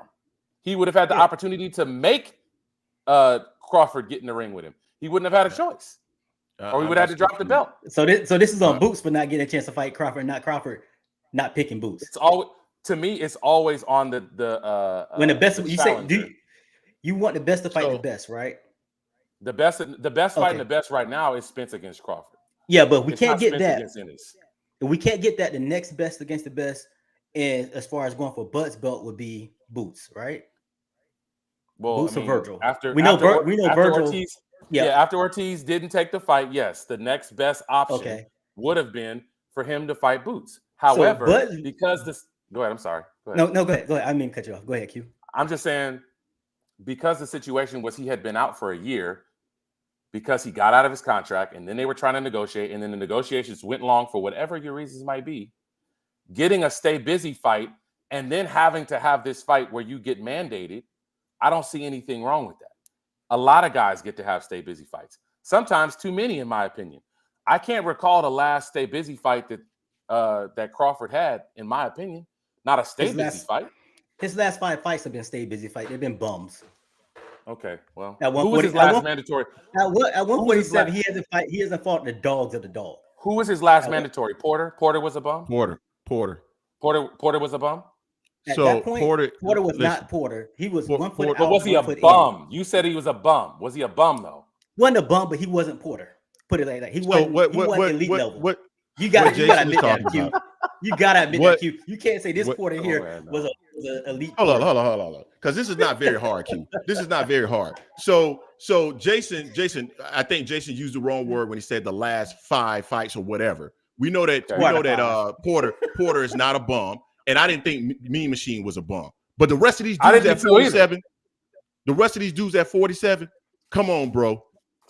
Come on. Was his fight when he got the belt? Was he a bum? Yes, Horn was a bum. Horn is a bum. A bum. Okay. Horn was a bum. Okay. I don't think so. Just because. Come on. So I want to know where the line is, though. Where's the line? Where's the line between bum and not a bum? Is it top 25? Is it top 20? Is it top 10? Oh no. Where's the line? No. The rankings don't matter because those rankings are based off the IBF, and we know there's some political So I'm gonna give you. Asking you. When you look at a fighter, when you look at him, you know he a bum. When I look at Jeff, I know he's a bum. When I look at Mean Machine, I said, no, he's not a bum. That's a good fighter right there. We all do that, Q. Let's not act like we don't do that. We all do that. That's how you. That's the very reason. Your eye test is what tell you that Terence Crawford is your favorite fighter. No, and what make you believe that he's going to beat Errol Spence. I can have an eye test, but I would never disrespect somebody who's going to be ranked in a weight class anywhere near the top 20. If you're in the top David 20, Avenesian in the bum. No, Avenesian is in the bum. No.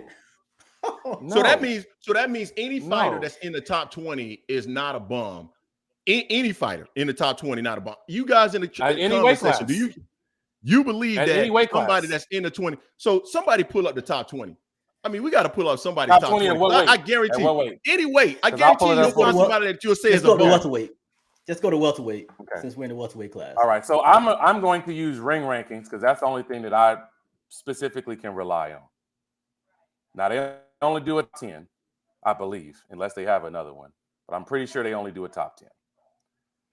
Welterweight.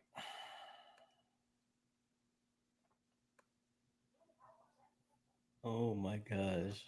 Errol Spence, Terence Crawford, Jaron Ennis, Yordenis Ugas, Virgil Ortiz, Imanta Stanionis, Keith Thurman, Connor Ben, David Avenue. I think anybody that's ranked in the top 10 at a specific weight class that's global rankings can be considered a bum. That would be like me saying that a dude who comes off the bench in the NBA is a bum because he doesn't start. He's at an elite level. He's the best of a certain percentage of people that do what he does. When you have thousands and thousands and thousands of fighters all around the world, if you're in the top 20, you're not a bum. You're not a bum. Come on, Q. You're just not. You know what people are talking about when they make the comment that somebody's a bum. Now, if you wanna, that's like me saying, if you put me in Mensa, I'm probably not the brightest guy. You would probably say, man, that guy. If you put me in Mensa around a bunch of Mensa people, you'd probably be like, oh man, that guy's not very bright. But for the general population, I'm damn bright. Of course, yeah. I get what you're saying. I'm not talking about the general population. I'm talking about all boxers. I'm not talking about people. I'm talking about boxers.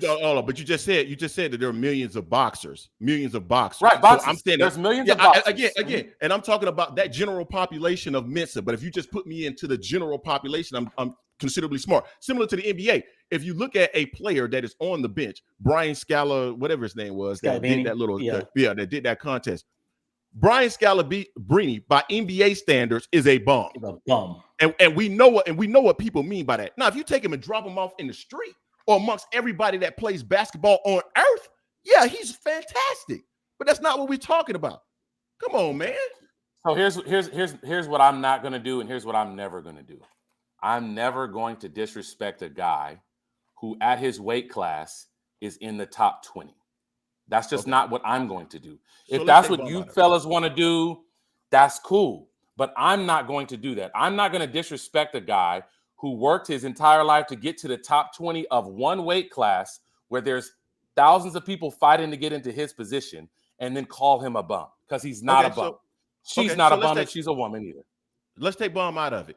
Terence Crawford is not fighting. Terence Crawford is not fighting elite fighters at 147 pounds. I would agree with you on that. He's not fighting B-class fighters. He's not fighting A-class fighters. He has fought C-class fighters. He has two B-class fighters. I would agree with you on that. He has fought two B-class fighters at 147. His resume at 147 is not the strength of his career. It is not the part that you would write home about his career.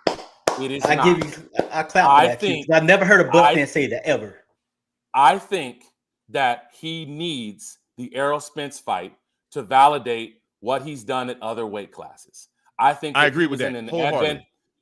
I think he was in an advantageous situation at 135 and at 140, where the PBC, where Sky Sports, where all these other networks didn't have the pull to get those other guys in the ring for him. You know what? I'll make a perfect example for you.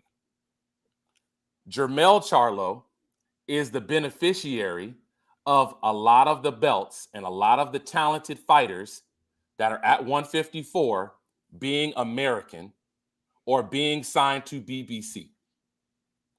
Versus Jermall, who's in a situation where a lot of the best guys for him to fight are not with his network. So getting those fights done was very, very difficult. But here's what I will say. People want to talk about Bud's resume, but those same people aren't turning around and talking about Jermall's resume at middleweight. And I think that's problematic. I'm not talking about you guys. No. I'm just saying. In general, a lot of the same people who want to talk about Bud's resume at 147 when he's not a career welterweight. He had fights previous to that. So his career is not just one weight class, right? Want to criticize that, which is fair. I'm with you on that.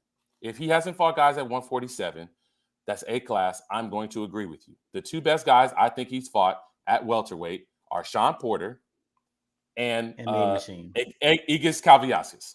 Those are the two best guys I think he's fought at 147. But what I think has happened in a lot of situations is because a lot of the guys that were the best in that weight class were not with the network he was aligned with, it made it a lot more difficult to try to get those fights done. I don't think if you can get a Spence fight done easily, that you're going to have any easier time getting an Ugas fight or a Thurman fight or a Danny Garcia fight done before that, when those guys were champions and they were on other sides of the street. I disagree with the Ugas. I think he can get an Ugas fight done for sure. Yeah. Now about Maul versus Crawford, as far as the people that, for one, Maul is not really relevant like Crawford is.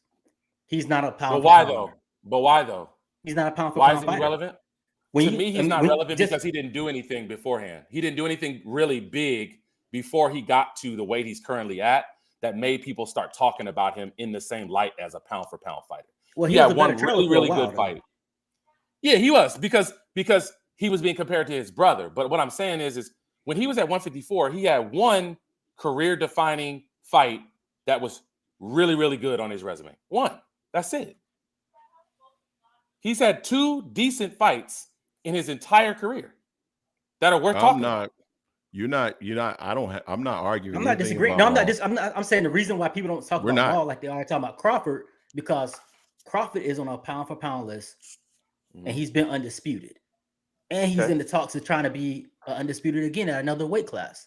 Maul is not. Maul is kind of like an afterthought in a sense right now. Because we talk more about Mel than Maul. Because when we talk about look at Mel's resume, me and Greg talked about like Mel has been going through it. I think he's had the benefit of having all those guys on that side of the street, though. I think it's made it a lot easier for those fights to happen for him. But regardless of what the circumstances were, the resume don't support it. So let's not talk about all the peripheral things that caused it not to happen. It hasn't happened. That's just what it is, right? And I think Jason has a great point. We don't hear people stroking Jermall Charlo as the #1 pound for pound champion, the #1 pound for pound fighter in the sport with that level of resume. If Jermall Charlo was deemed the #1 pound for pound fighter in the sport with that resume, we'd be tearing his ass apart similarly to what we do to Terence Crawford. And that's the point that Jason is making currently. Yeah, he's just not relevant right now. He's tried to get to his defense. He has tried to get some other fights. He was trying to get the Canelo fight. Canelo went the other route. The only one I'm really gonna give this guy, and I'm just being honest with you, the only one that I'm gonna give him a pass for not having happened, in my opinion, is the Munguia fight. Because he did what he was supposed to do to try to get the Munguia fight to happen.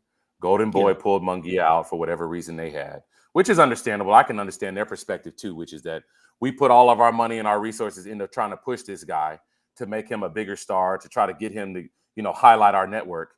And then we're just going to loan him out for the biggest fight and we're not going to get anything broadcast-wise with it. I can understand why people might have some trepidation about that.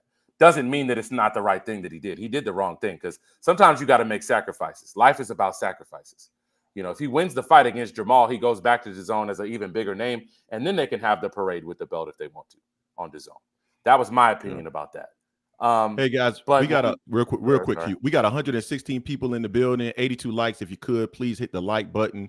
Also subscribe to the channel. And we got the Mike Check podcast in the building right now. Q is in the building. T Ward is in the comment section. Go to their channel. Also subscribe. Go ahead, Q. I'm sorry for cutting you off. Yeah, man. I just think in general, it's the network thing has become a increasingly bad problem. I mean, it's as fans and as consumers, right? We're able to get a lot more boxing now probably than we ever have because we got so many avenues, right? We got Sky Sports from ESPN Plus. We got Top Rank on ESPN. We got Triller doing fights every once in a while. We got DAZN doing fights. We got Showtime and Fox that were doing fights. We got a lot of different avenues to get fights.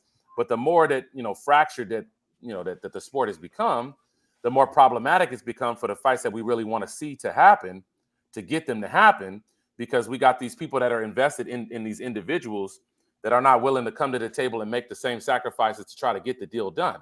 It's happening all over the board. It's unfortunate. But the reason I think that Terence gets the heat he gets is because of his previous accomplishments that helped him get the ranking he got. And then he moves up to a weight class and, he wins another belt. Whether you think it was from a guy that's really, really good or not, I don't think he was elite, but I don't think he was terrible. I don't think he was a bad fighter per se, right? That's why I always go back to it, man. I think that the Errol Spence Terence Crawford fight should have happened in 2018, 2019, right after Crawford got the belt, because that's when everybody was really high on that fight. And if that fight happens then, go ahead. I'm sorry. I said, if that fight happens then, whoever wins that fight, they're positioned as an all-time great or as a best of era, is solidified in that situation. And we could have. we could have never gotten this fight to happen because Spence has had 2 serious situations that could have literally derailed this chance of even considering it now, because it didn't happen when it should have happened, in my opinion. I totally disagree with that. I think the fight is much bigger today than it would have been in 2018 because you have every title associated with the fight. So I totally disagree with that. And when you think about what happened back then, no, I get what you're saying. I get what lens you're looking at, but the fight is much bigger today. And if whoever wins this fight today would have had a much bigger impact, because Errol Spence, Terence Crawford was just coming up. So anybody could just say, oh, he just came up from, junior welterweight. So that wasn't a big deal. Or Errol only had 1 belt. So that really wasn't a big deal. But now, with both of them being established so long in the welterweight division and unifying the titles, it's a much bigger deal. And when you think about 2018, I see people in the comment section talking about easy route Spence. We've done a video on this and documented all this stuff. Terence Crawford was also not very willing to get into the ring at that point because everybody want to talk about, oh, they said he needed to have a belt and this, that, and the third. So actually there's evidence and video out there of Errol Spence saying that he doesn't need a belt. He's not concerned about the politics of it and all that stuff. But really, Terence Crawford, he was concerned with Keith Thurman at the time. He was on First Take saying, Keith Thurman is the man. I'm not worried about Errol Spence. It's Keith Thurman I need to be looking at. So neither one of these fighters were really trying to go that route at that time, because I think everybody at welterweight knew that if this fight simmered for a little bit, it could be a huge fight. So nobody was trying to make that fight in 2018. It wasn't going to happen, and it shouldn't have happened. The only reason that I'm going to disagree with that is because I feel like, number one, I can agree that in that space of 2018, Thurman still had a stake to be the number 1 guy, right? Because at that point he was unified, I believe he was still unified at that point. He was. So he had 2 of the belts. Spence had 1. Crawford had the other one. But when you get fights that happen sooner rather than later, while the first fight might not be as big as you hope it would be, I think that lends itself to an opportunity to do a rematch, to do a trilogy, to do multiple fights where you can then make the money that you would be making on one fight that may happen now that you could have made maybe over 2, 3 great fights if it would have happened when it first became a topic of discussion. Errol literally could be dead right now. I don't think anybody's going to question that that accident he had could have ended anything we talking about when it comes to this. And that's why I'm always the one that's I would rather the fight get done a little earlier than a little later. I get that the money part is a huge factor, but if the first fight does really good and it's done early, but it's a competitive fight, you can always do a second fight. And the second fight can be more anticipated. And if that fight's great, you can always do a third fight. If that fight's great, hell, there's some positions where you do a 4th fight. So I don't think that doing the fight earlier than its fever pitch, when everybody's talking about it, hurts the value of the fight, because it doesn't necessarily mean that they can't do another one, in my opinion. I hear what you're saying. I just don't think if it's not at you shouldn't be trying to catch it right at the top, because it's very hard. And when you try to catch it right at the top, you get the Manny Pacquiao and Floyd Mayweather situation. So if you're looking at it through that lens, I agree with that. But you can't try to catch it at the bottom either, because that's not great business, and it doesn't lend itself to the fighters in terms of their legacy. So you got to try to catch it somewhere going up at its highest point before it actually reaches the peak. So I get what you're saying, but I starting it at the bottom, which I think 2018 was, in my opinion, doesn't make a whole lot of business sense. And I don't think it actually benefits the fighters in terms of their legacy to the extent that it would if you waited a little bit longer. Jay, I'm sorry I cut you off. What were you about to say? Yeah. No, I like the fact that it didn't happen then, because I wanted for everything to be on the line. I understand you talking about, 2 fights, trilogies, and things of that nature there, but I'd rather everything be on the line and how we have a trilogy for that versus just them fighting back then for maybe a unification belt, unification title at that time there. I want it for all the chips on the table like it is now. It just sucks the fact that the politics in play is delaying this fight that we all want to see. It's just pain in the ass of all this right now. So guys, we've been going for 1 hour and 52 minutes. So I'm gonna stop at the 2-hour mark.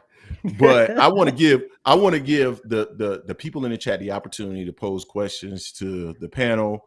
We'll answer the question to the best of our ability. Right now we got 110 people in the building. Please hit the like button, or if you don't like the content, please hit the dislike button. It's your choice, but make sure you interact with the content. If you do like this content, subscribe to the Angry Man Podcast, or AM Sports Media is the channel. Also, if you get the opportunity, please subscribe to the Mic Check Podcast. We got our boy Q in the building, and we are so happy that he's here to give a different perspective, most of which we don't agree with. All right, let's go into the chat section. That's how it should be. A quick question though about people trying to say Spence took the easy route. Mm-hmm. The easy route that Spence took was as far as making the fights with the people at 147. It wasn't competition. Correct.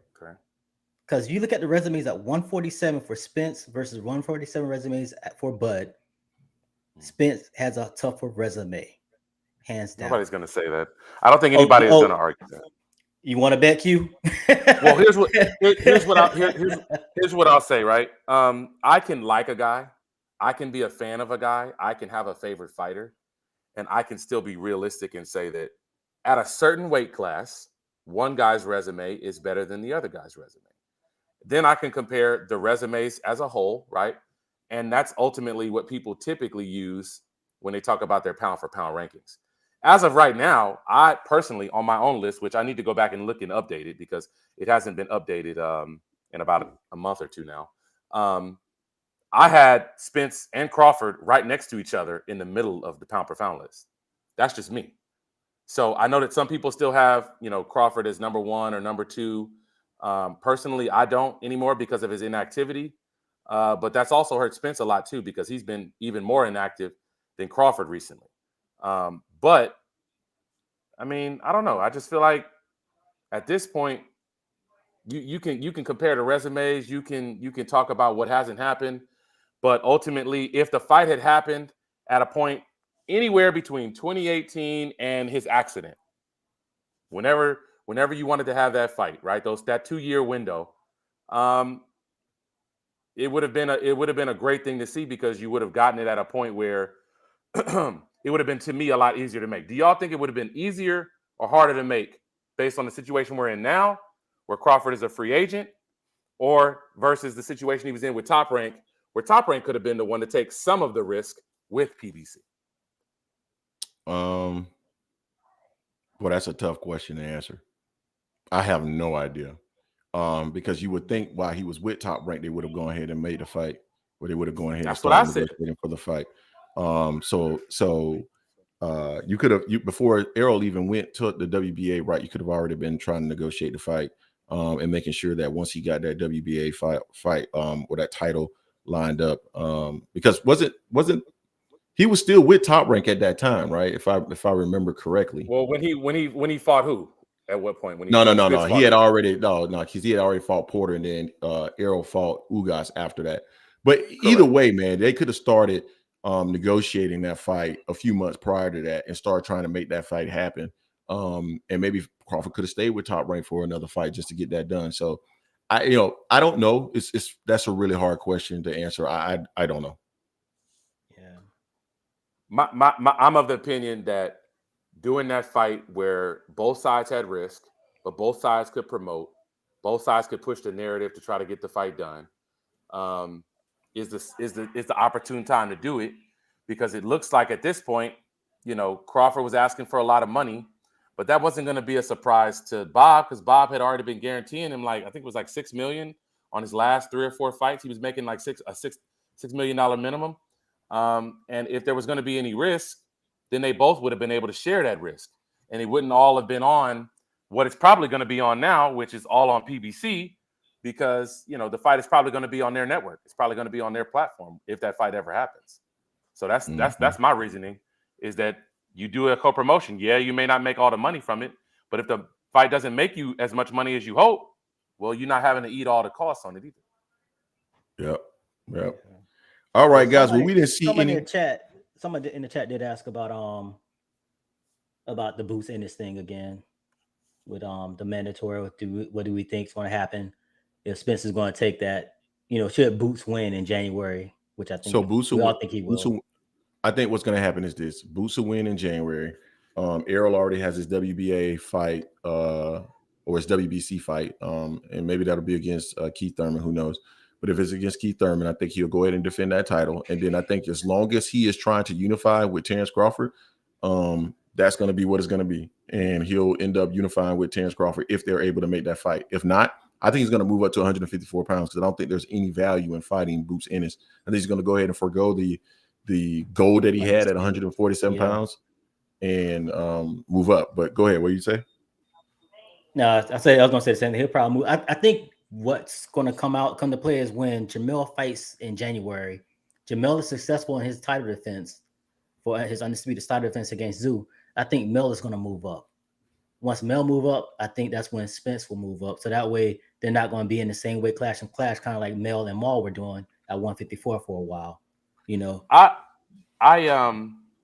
said this on Twitter a long time ago. The play was when Canelo won undisputed at 168 to hope that he was going to vacate the titles when he tried to go back up to 175, move Maul into a position to try to win a vacant title at 168, move Mel up to 160 to try to win Maul's belt, move Spence up from that point to 154 to try to win one of Mel's old belts, and then to play it like that.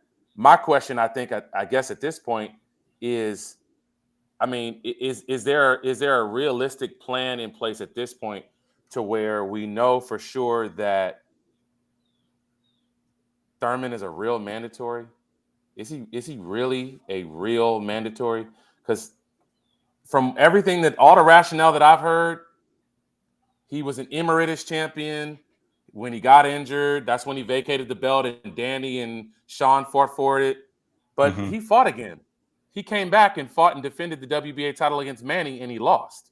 So how do you keep a mandatory status when you come back from injury and lose, and then all of a sudden they just make him mandatory for Spence? To me, it should have been Stanionis or Ennis. That's my opinion. It should have been Stanionis or Ennis. Supposedly, the fight between him and Barrio was a title eliminator to be the mandatory. Which, now, don't get me wrong, I don't agree that Thurman is deserving of being a mandatory. Me and Greg have said that numerous times. We don't agree that Thurman is deserving of a mandatory. Not at all. Beating Mario Barrios, who just lost at 140, hadn't won a fight at 147, gets you a mandatory slot for a world title. Can't make it up. Hey, dude, you won't get any argument from me on that one. This is one we're totally aligned. All right, guys, man, we're at 2 hours, man. That's it for me. I got to go to church. Hey, so number one, I want to say, Q, I appreciate you coming on the show. Thank y'all for giving a different perspective. You know, it's good to see people come through and have different perspectives. And we told people in the past that you know, we don't mind people coming on the platform and having a different perspective, because at the end of the day, it's more so for us about, you know, a boxing community. And so we welcome people that have different perspectives. And I figured when when T reached out to me about you joining the show, I just based off of our interactions on the Mike Check podcast, please subscribe.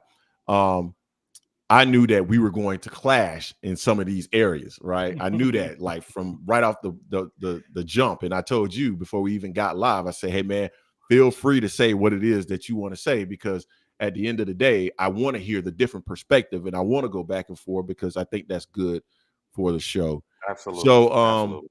I appreciate you guys that gave to the channel.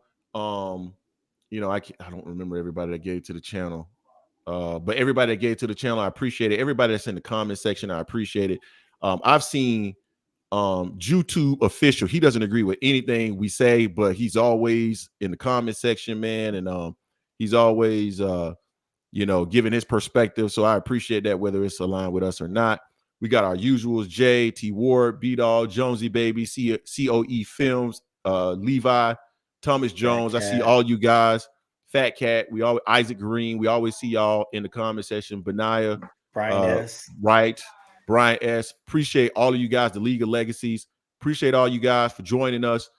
We will be back at our regular scheduled time next week. So on Sunday, the plan is to go through whatever's the latest news in boxing, and also probably cover off on some of the awards that we had in our community section to see who won what. So again, appreciate you guys. Thank you for the love. Until next Sunday, Peace. And you guys will definitely see our content coming up. Safe. Yep. Happy holidays. Merry Christmas. All that good stuff. Happy New Year's. We will see you guys soon. Thank you.